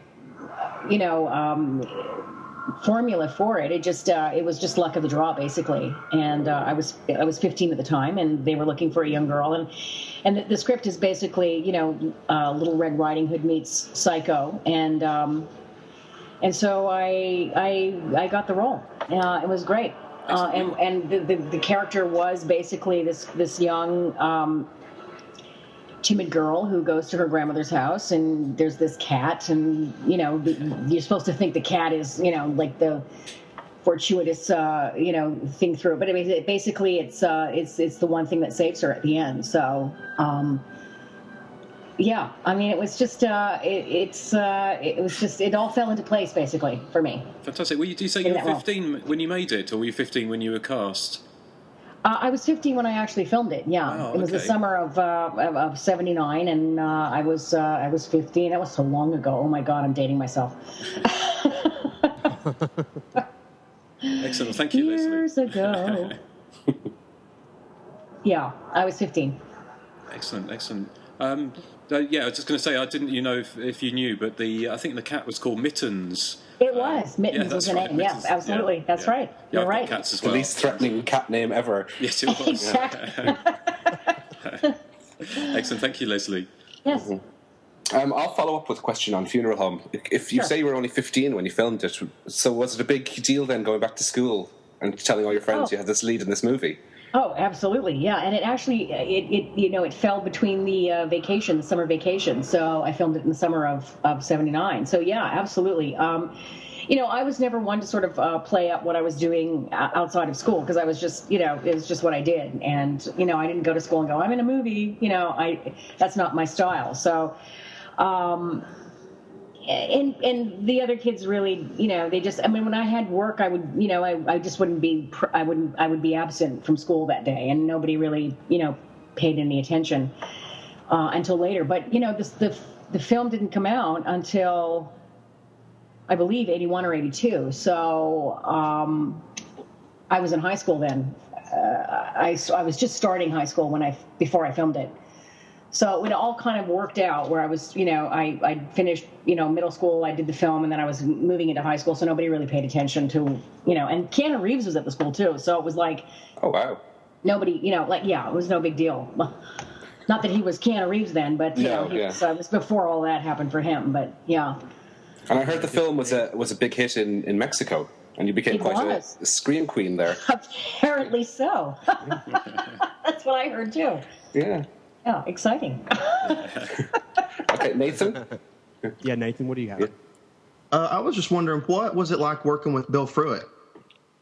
Bill Pruitt, to me, was great. I liked him a lot. I know Kay Hawtrey had trouble with him, but I thought he was great. You know, he was, when you're a young actor, you just, you go with the flow, most of the time. So I didn't have any, I wasn't like looking for any kind of trouble. I didn't know there was any trouble. I showed up, I did my stuff and called it a day. But I know that, years later, Kay and I became friends, and she would tell me the kind of traumas she was having on the set with him. I can't really get specific, but she felt that he was playing games with her and stuff like that. But she wasn't happy. But I thought he was wonderful. He was an amazing guy, and he had just done, he'd done some amazing films as well. He had just done Wedding in White with. Some really great Donald Pleasance, and the great movie, and so he was great. I mean, to me, he was great. So I don't have any complaints at all. That's good. I was a big fan of his 1986 movie Killer Party. I thought it was a lot of fun too. Yep. I don't know where he is now, but anyway. Justin, you want to go back and start another one? Just say, after Jamie Lee Curtis's role in Halloween, a lot of these films followed on, and it was almost sort of de rigueur to have a final girl in slasher movies and horror movies. Did you enjoy playing that role? And looking back on it now, how do you sort of look back? Do you look back with fondness to those roles from the early 80s? You mean for like a Funeral Home or Funeral Home, all of the films you did around that time? Oh, yeah, absolutely. I mean, at that time, that's what they were making in Canada. They were making comedies like Meatballs and Porky's and those type of films. And then they were making the horror films like Prom Night and, Funeral Home and My Bloody Valentine and all those stuff, all that kind of stuff. And so, for me, it was work. So, yeah, I mean, it was great. It was a lot of fun. I was working with my peers, and, I was learning my craft. And, if you told me back then that they were going to have an enduring audience, I would have been like, "Are you serious? Really? Forget it." No, I would have laughed in your face. But yeah, no, they were an amazing. It was an amazing time. It was an amazing experience, and I have a lot of fond memories of doing those films. Even the Curtains type saga, which went on forever. The filming went on forever. So. But I wasn't really a party to that at the time, and it wasn't until later that I was like, really, seriously, what happened? They filmed this, and then they went back and filmed that, and so yeah, I mean, I was pretty sheltered at the time for all of that, but it was great. I think for Curtains, it's got a reputation for having this troubled production. I think yes, of the three main films that you're known for, I think it's my favorite of the three easily. Right. Yeah, a lot of people like that movie. When did it become apparent? Sorry. Yes, go ahead. So I was just wondering, when did it become apparent on the set that there was problems with the film? Was it early on, or was it after you'd done the initial filming? A movie's usually, especially a horror film, they usually, take a month to make, and maybe not even that, maybe a little over a month, depending on the script. But when you're cast and you start shooting in October, November of 81, and then you don't get to the skating scene until like the spring of 82, and I'm serious, like it was like March or April of 82, you kind of go, what's going on with this film? Why did they, they kept pushing back certain, filming days. So, I didn't know the specifics of what was going on with it. I didn't know the troubles. I knew that, obviously I started with one director, and then, I was on the set, and it was Peter Simpson directing. So I knew there was, without knowing the specifics, I knew that there was definitely some trouble going on in the production. But, you show up, you do your stuff, and you don't ask questions, and you know what you're supposed to do, and that's that. So.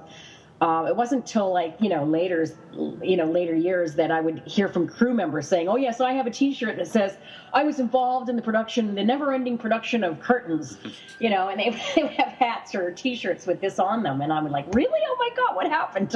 I'll take one in a large, please. Yes, exactly. I'll take one in XXL, please. Yeah, that's it. Basically, yes. I should have gotten myself a shirt. As a follow-up to that question, Leslie, there's a picture on the back of the UK video box which shows the killer on stage with all of the other actresses surrounding her. About that. Sorry? Carry on. Sorry. No, do you remember filming? Was that a shot? Because it wasn't in the film. No. I don't remember filming that. Oh, okay. I really don't. Apparently, this is a scene in the movie, or it was a scene in the movie, or it was, a photo in the movie. And I actually, to be honest with you, I have no memory, because that's sort of the same kind of scenario as what happened in Happy Birthday to Me. All the dead people were around the table, and there's Virginia, and she comes out with, and I remember that distinctly, filming that, but I have no memory of filming, being put on a stage and as a dead character and being filmed, in that sequence. So I have no idea what that is. I mean, it might, because it's a very small picture, so you can't really tell. Right. So it might not have actually been the real actresses there. They may have. No, it totally wasn't. It definitely wasn't, because I don't remember being a part of it. So yeah, bizarre. One of the many mysteries of curtains. Yeah, absolutely. What are we up to, Joseph? Have we... Nathan, you got anything else to say? Oh, well, actually, I think you kind of answered my question, my second question. I was just curious, were you surprised when, you got online and got all this, you realized you had a huge fan base? Oh, very. Absolutely. Because like I said earlier, if you'd told me back then that there were going to be people in the future that were going to, have loved these movies, I would have said, seriously? You're kidding. No way. You do a movie like that, and it's like I said, it's a great experience. You meet people and you learn your craft, and then you go on and you hope that you're going to get the chance to do a Sophie's Choice. But that's the hope, and at that time in the 80s, horror was just basically one step up from porn. So. It was my son is in the background. I don't think he knows what that is. Welcome to the show, kid. Hi, Gavin.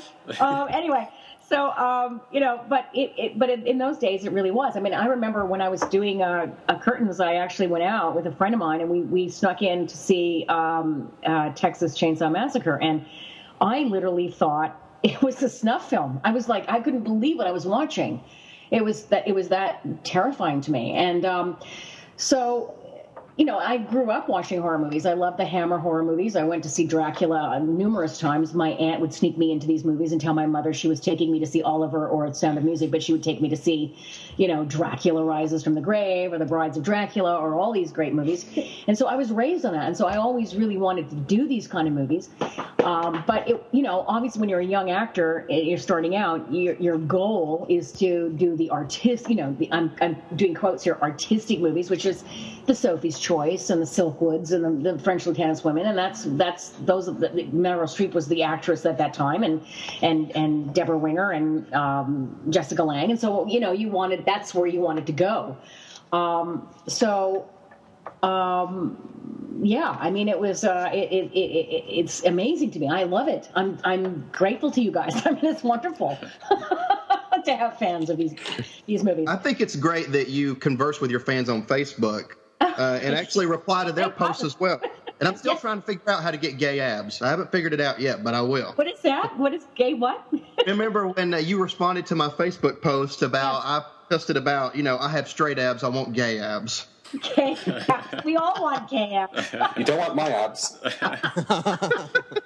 I know. Thank God for Facebook, right? Facebook is amazing. It's allowed me to sort of have a persona that... Joseph was saying, I hope you can bring your sassy self on this interview. Yeah, I just want to say I am steadfast with you on your whole stance on Charlie Sheen. I'm proud of you for all the posts that you put on Charlie Sheen.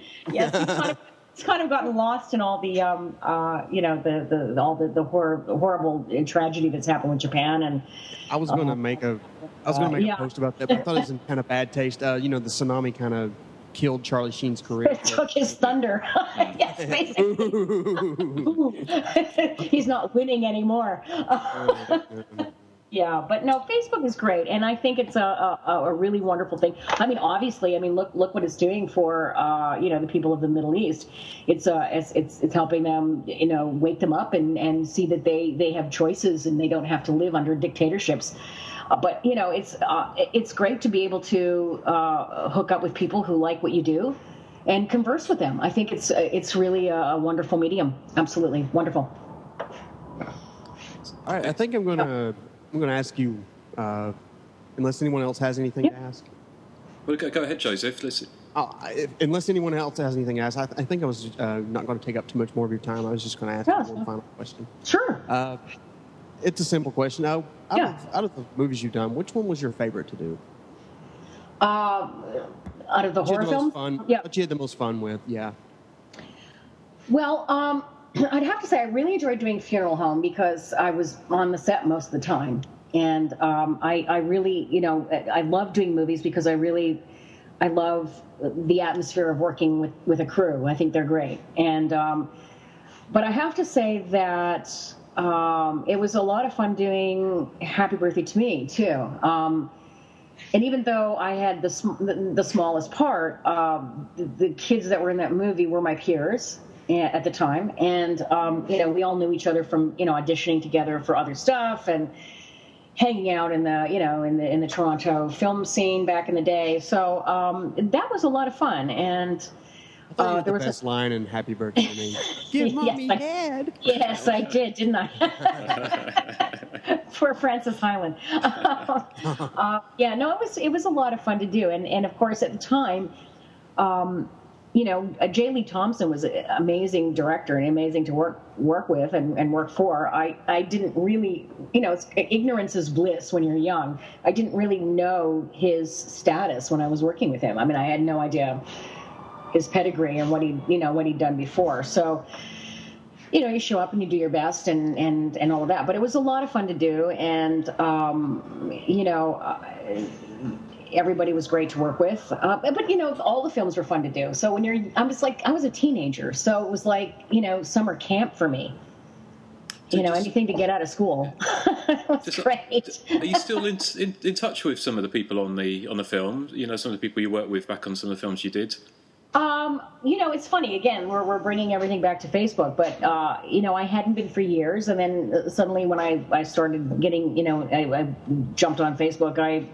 I reconnected with a lot of those people. I don't converse with them regularly, but they are, friends of mine. And if I do send them a message, they'll respond. But, and maybe hopefully one day we'll have like a reunion. You never know. That would be great. It'd be fun at one of those conventions. But, I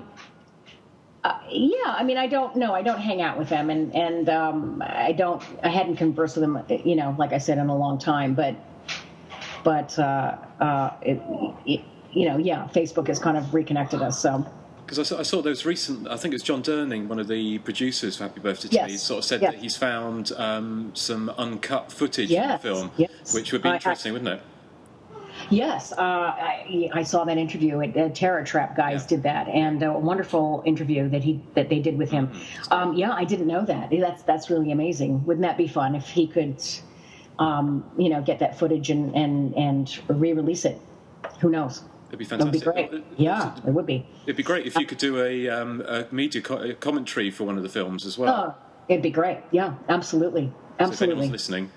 Lots of fun. I'd definitely buy it. Yeah, well, so would I. Oh.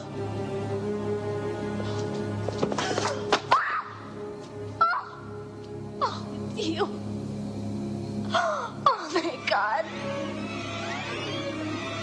Thank God. Oh, please help me. Please don't let me do it.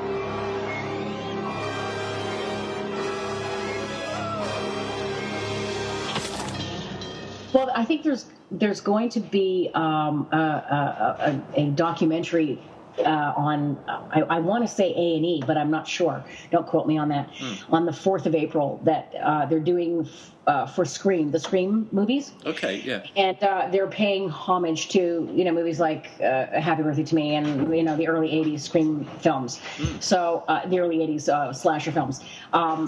Basically, that kind of propelled Wes Craven. And he, in his Scream, movies that he's done, he took from those movies. So they're going to show some, I think, some footage from Happy Birthday to Me and Prom Night and stuff like that. Excellent. Yeah, check it out. Yeah, April 4th. It's the Scream documentary directed by Daniel Farrands, isn't it? Does anyone know that? He did the Nightmare on Elm Street, Never Sleep Again. I don't know. Yeah, I don't know. This is basically, I think, just a documentary based on the first Scream movie. Cool. And because Scream, I think the fourth one is coming out soon. So I think they're doing, they're paying homage to Wes Craven and his Scream franchise, and basically what he was paying homage to all the early 80s slasher films that came out. So, and Happy Birthday was one of them. So that's kind of exciting. Well, they should get you in Scream 5, Leslie. Would you like to turn up as a killer at the end? Would I play the killer? Would you like to turn up in the last reel? Oh, hell yeah, of course. Sure, We why should start not? a petition. We should start a petition online today. Absolutely, petition. Like Betty White. You never know, right? It worked for her. Right? It did work for her. It worked for her, absolutely. She's amazing. Mm-hmm. Excellent. Yep. Well, is there anything else anybody wanted to ask? So we've taken up quite a lot of your time already, Leslie, and we're very grateful for you spending some time with us. Guys, is there anything else? I guess no one else has anything, do they? No. I think we're okay. No, I'll just see you on Facebook, Leslie. Yes, I'm on Facebook. I'll be there. She is amazing. I don't. It would be great to get, like you say, one of the conventions and have everyone come together and actually have a Scream Queen table. That would be amazing, wouldn't it?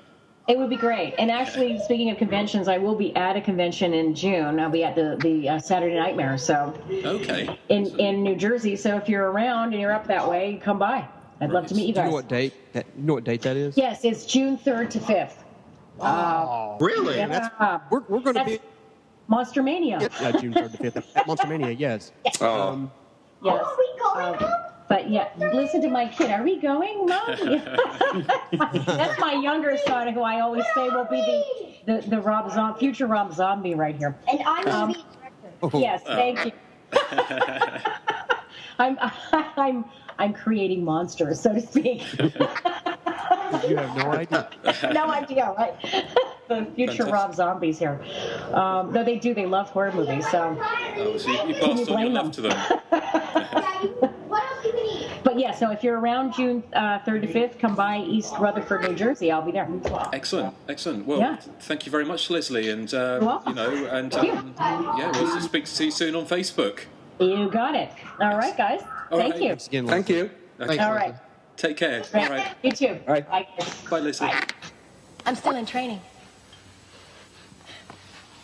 God knows why. I get up every morning at dawn to practice. Dawn? I bet you're fun on dates. Makes me feel good. Guess you gotta want it more than being loved. Isn't that how you feel about acting? It depends on the love. And thank you again to the wonderful Leslie Donaldson for joining us. That was an absolute pleasure, and I hope you enjoyed that interview. And as we spoke, obviously we've just covered Curtains, one of the films that the wonderful Leslie appeared in. And obviously Happy Birthday to Me, with a few audio clips in there from Happy Birthday to Me. But the film that she was ostensibly, I can guess, the final girl in was Funeral Home.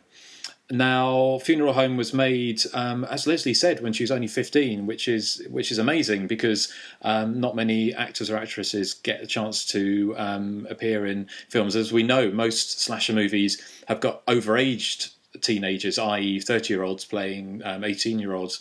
So it's refreshing to see somebody who looks that young. Now, in case you haven't seen Funeral Home, essentially, a synopsis of it is that Heather, which is Leslie Donaldson's character, goes to spend the summer with her grandmother at the guest house she's opened at what used to be the funeral home run by her husband, who is missing. The police are baffled by local disappearances, which are linked back to the guest house. Heather begins to get suspicious when she hears her grandmother talking to someone in the basement. Pretty soon, more bodies start to hit the floor, killed by someone holding an embalming pipe. Now, a little bit more about Funeral Home. It was directed by William Fruitt, who, again, it's another Canadian production, and shot in and around the same kind of area as Curtains was, near Toronto.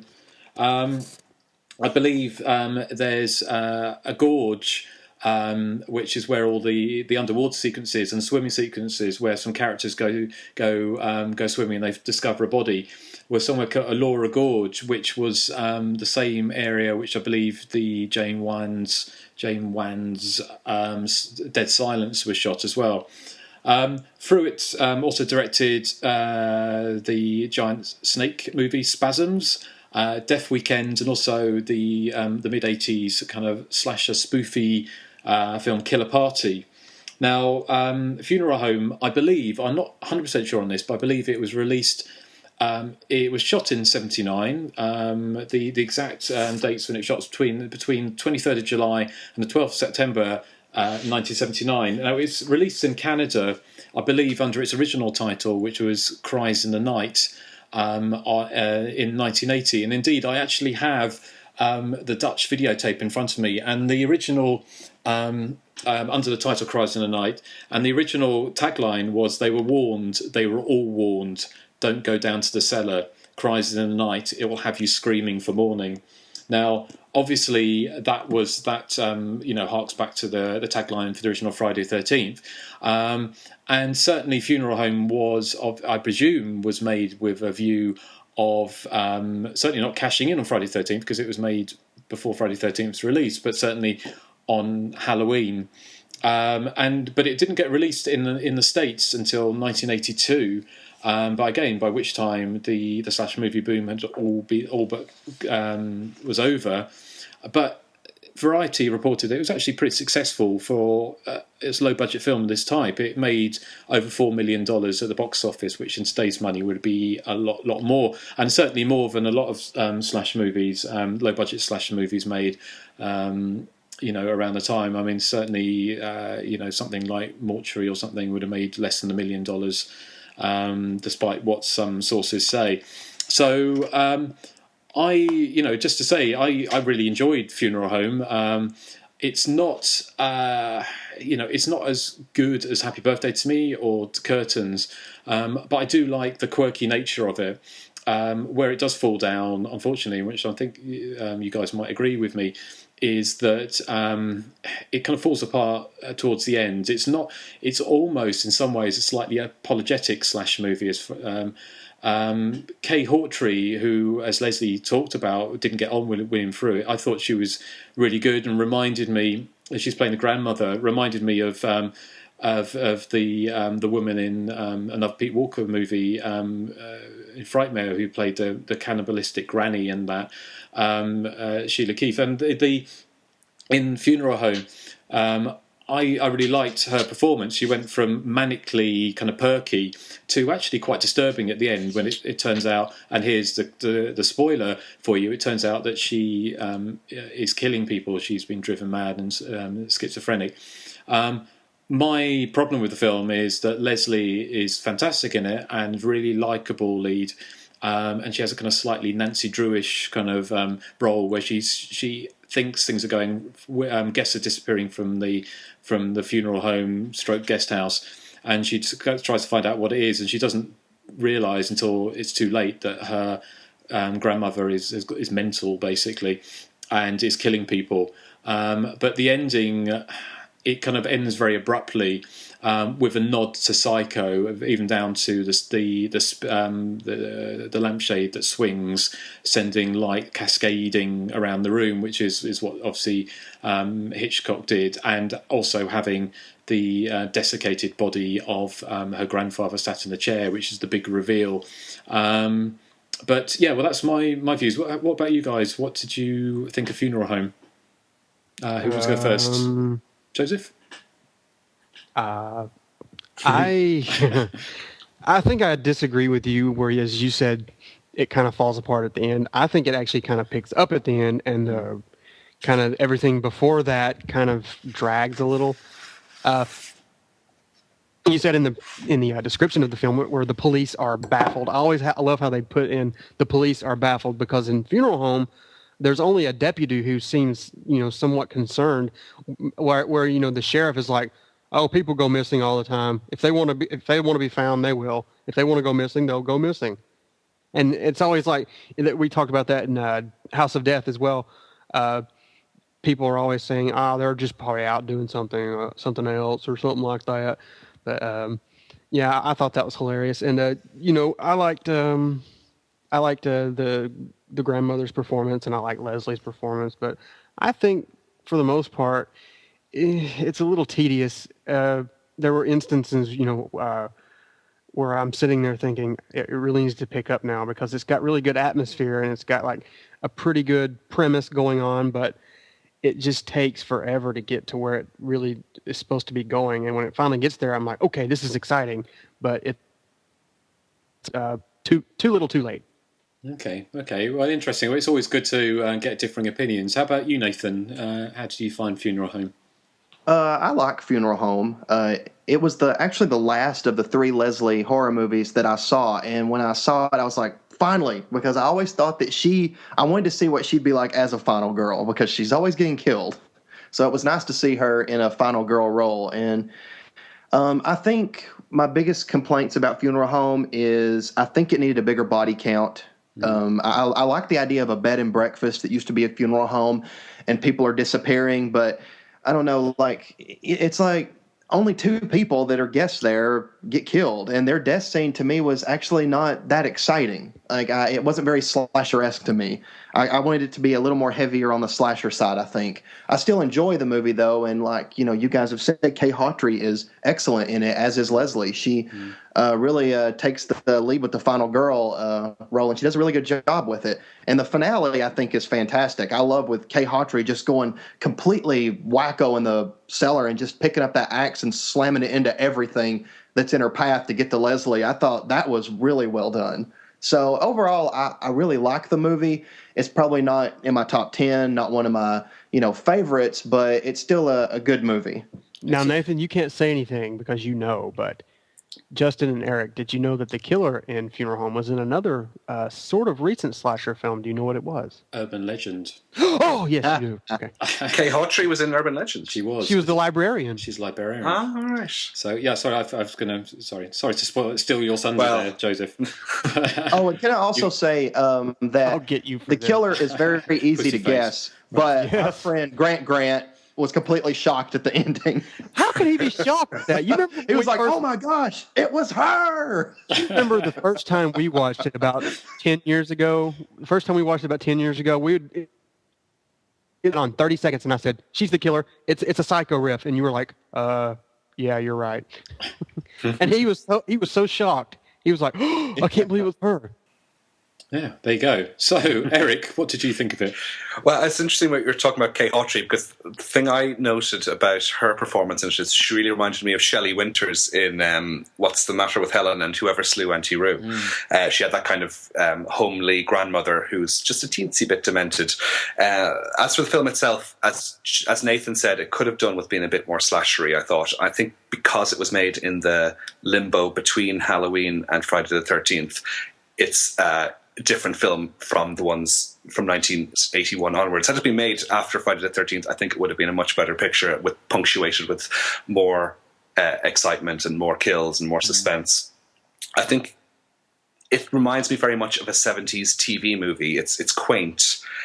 Not a huge amount happens in it, and I agree with Joseph as well. I think for me it picks up in the final 15 minutes or so, because up until that point I found it a bit too slow for my tastes. But I mean, it is terrific, and as you said, it's not terrific. The performances are terrific from Leslie and Kay Hawtrey, and we should also give mention to Alfred Humphreys, who's in there, who we will remember from My Bloody Valentine, the original.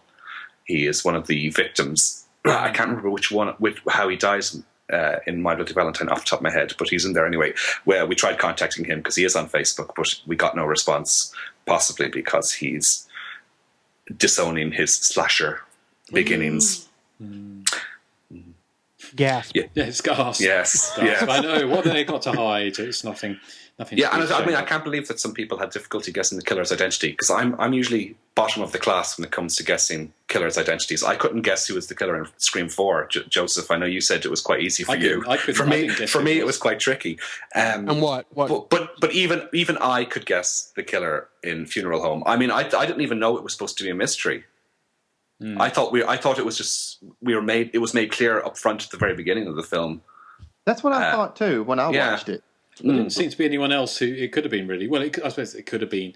I think that was probably where the film falls down. And when you're saying about it fell apart at the end, I didn't really, to clarify, I didn't really mean the bits where Kay Hawtrey is going nutsoid and smashing stuff with an axe, because that builds up quite nicely. It was just literally the end where it kind of like.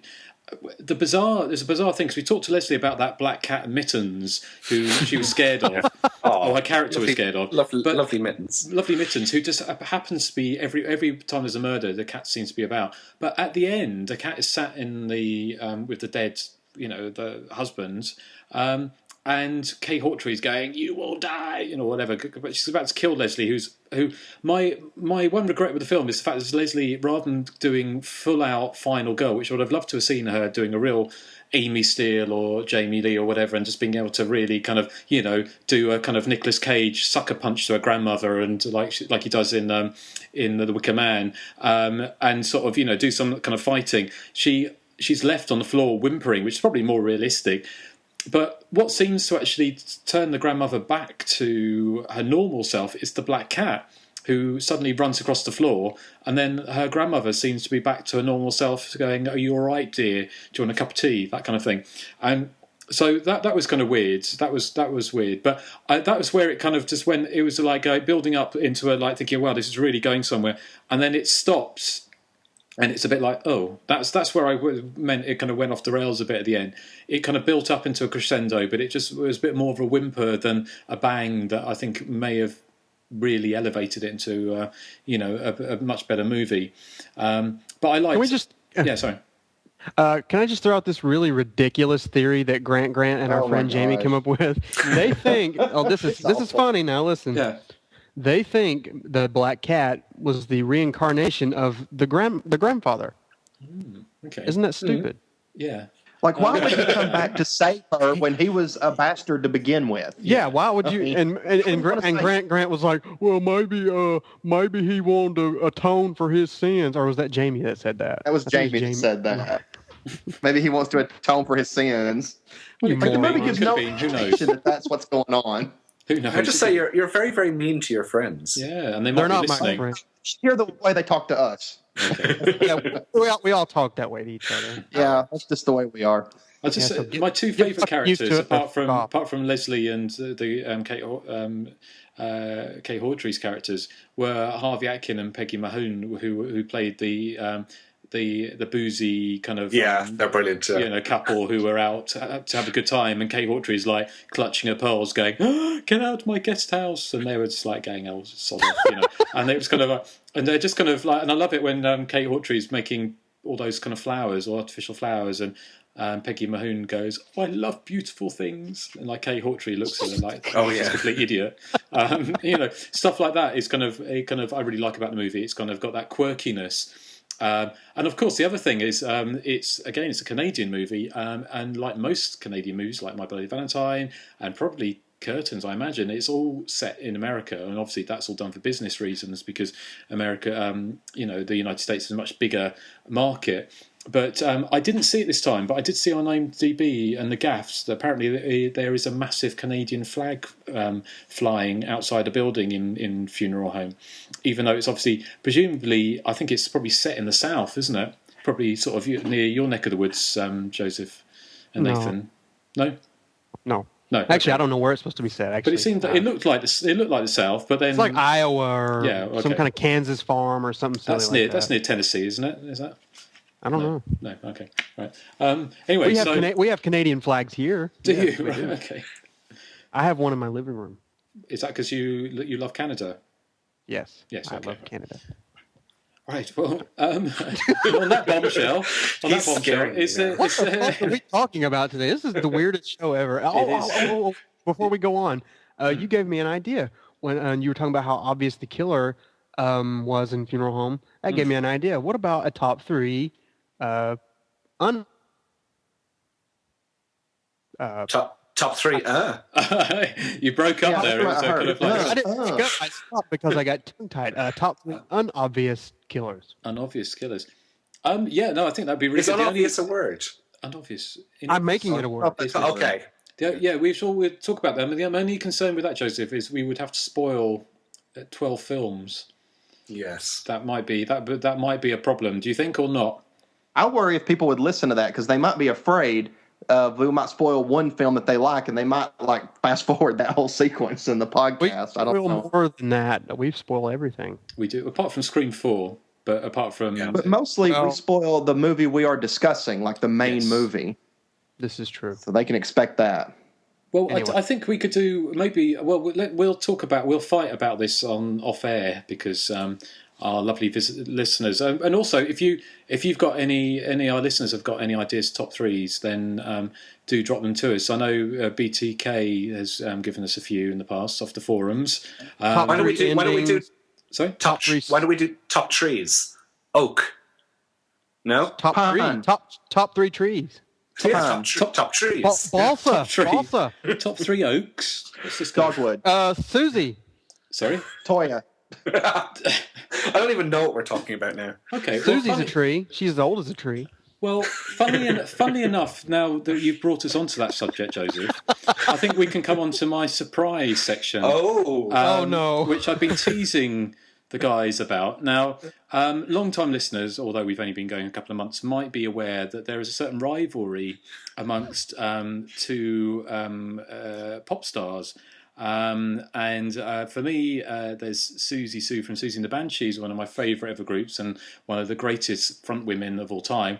And there's Toya, who anyway. So there's Toya and there's Susie. So, but what I thought would be quite a nice thing to do is what I've done is I've edited a minute of each of their best moments. And I thought that our lovely listeners could write in to see who they think's their favourite. Now it's very short, this, but I thought if I start with Susie, and then we won't discuss it necessarily, but our listeners could write in and tell us who their favourites. Now here's the best of Susie.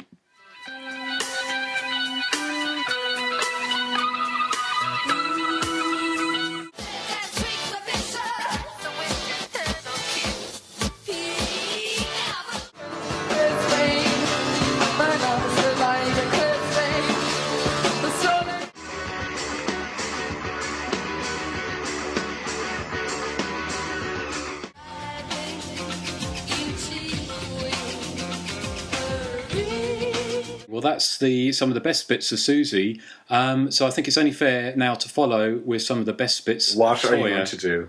Sorry? Oh my God! Here we go. Yeah, I think I know what you're up to. Go on. Here we go. Some of the best bits of Toya. Erik, you must have faith in me.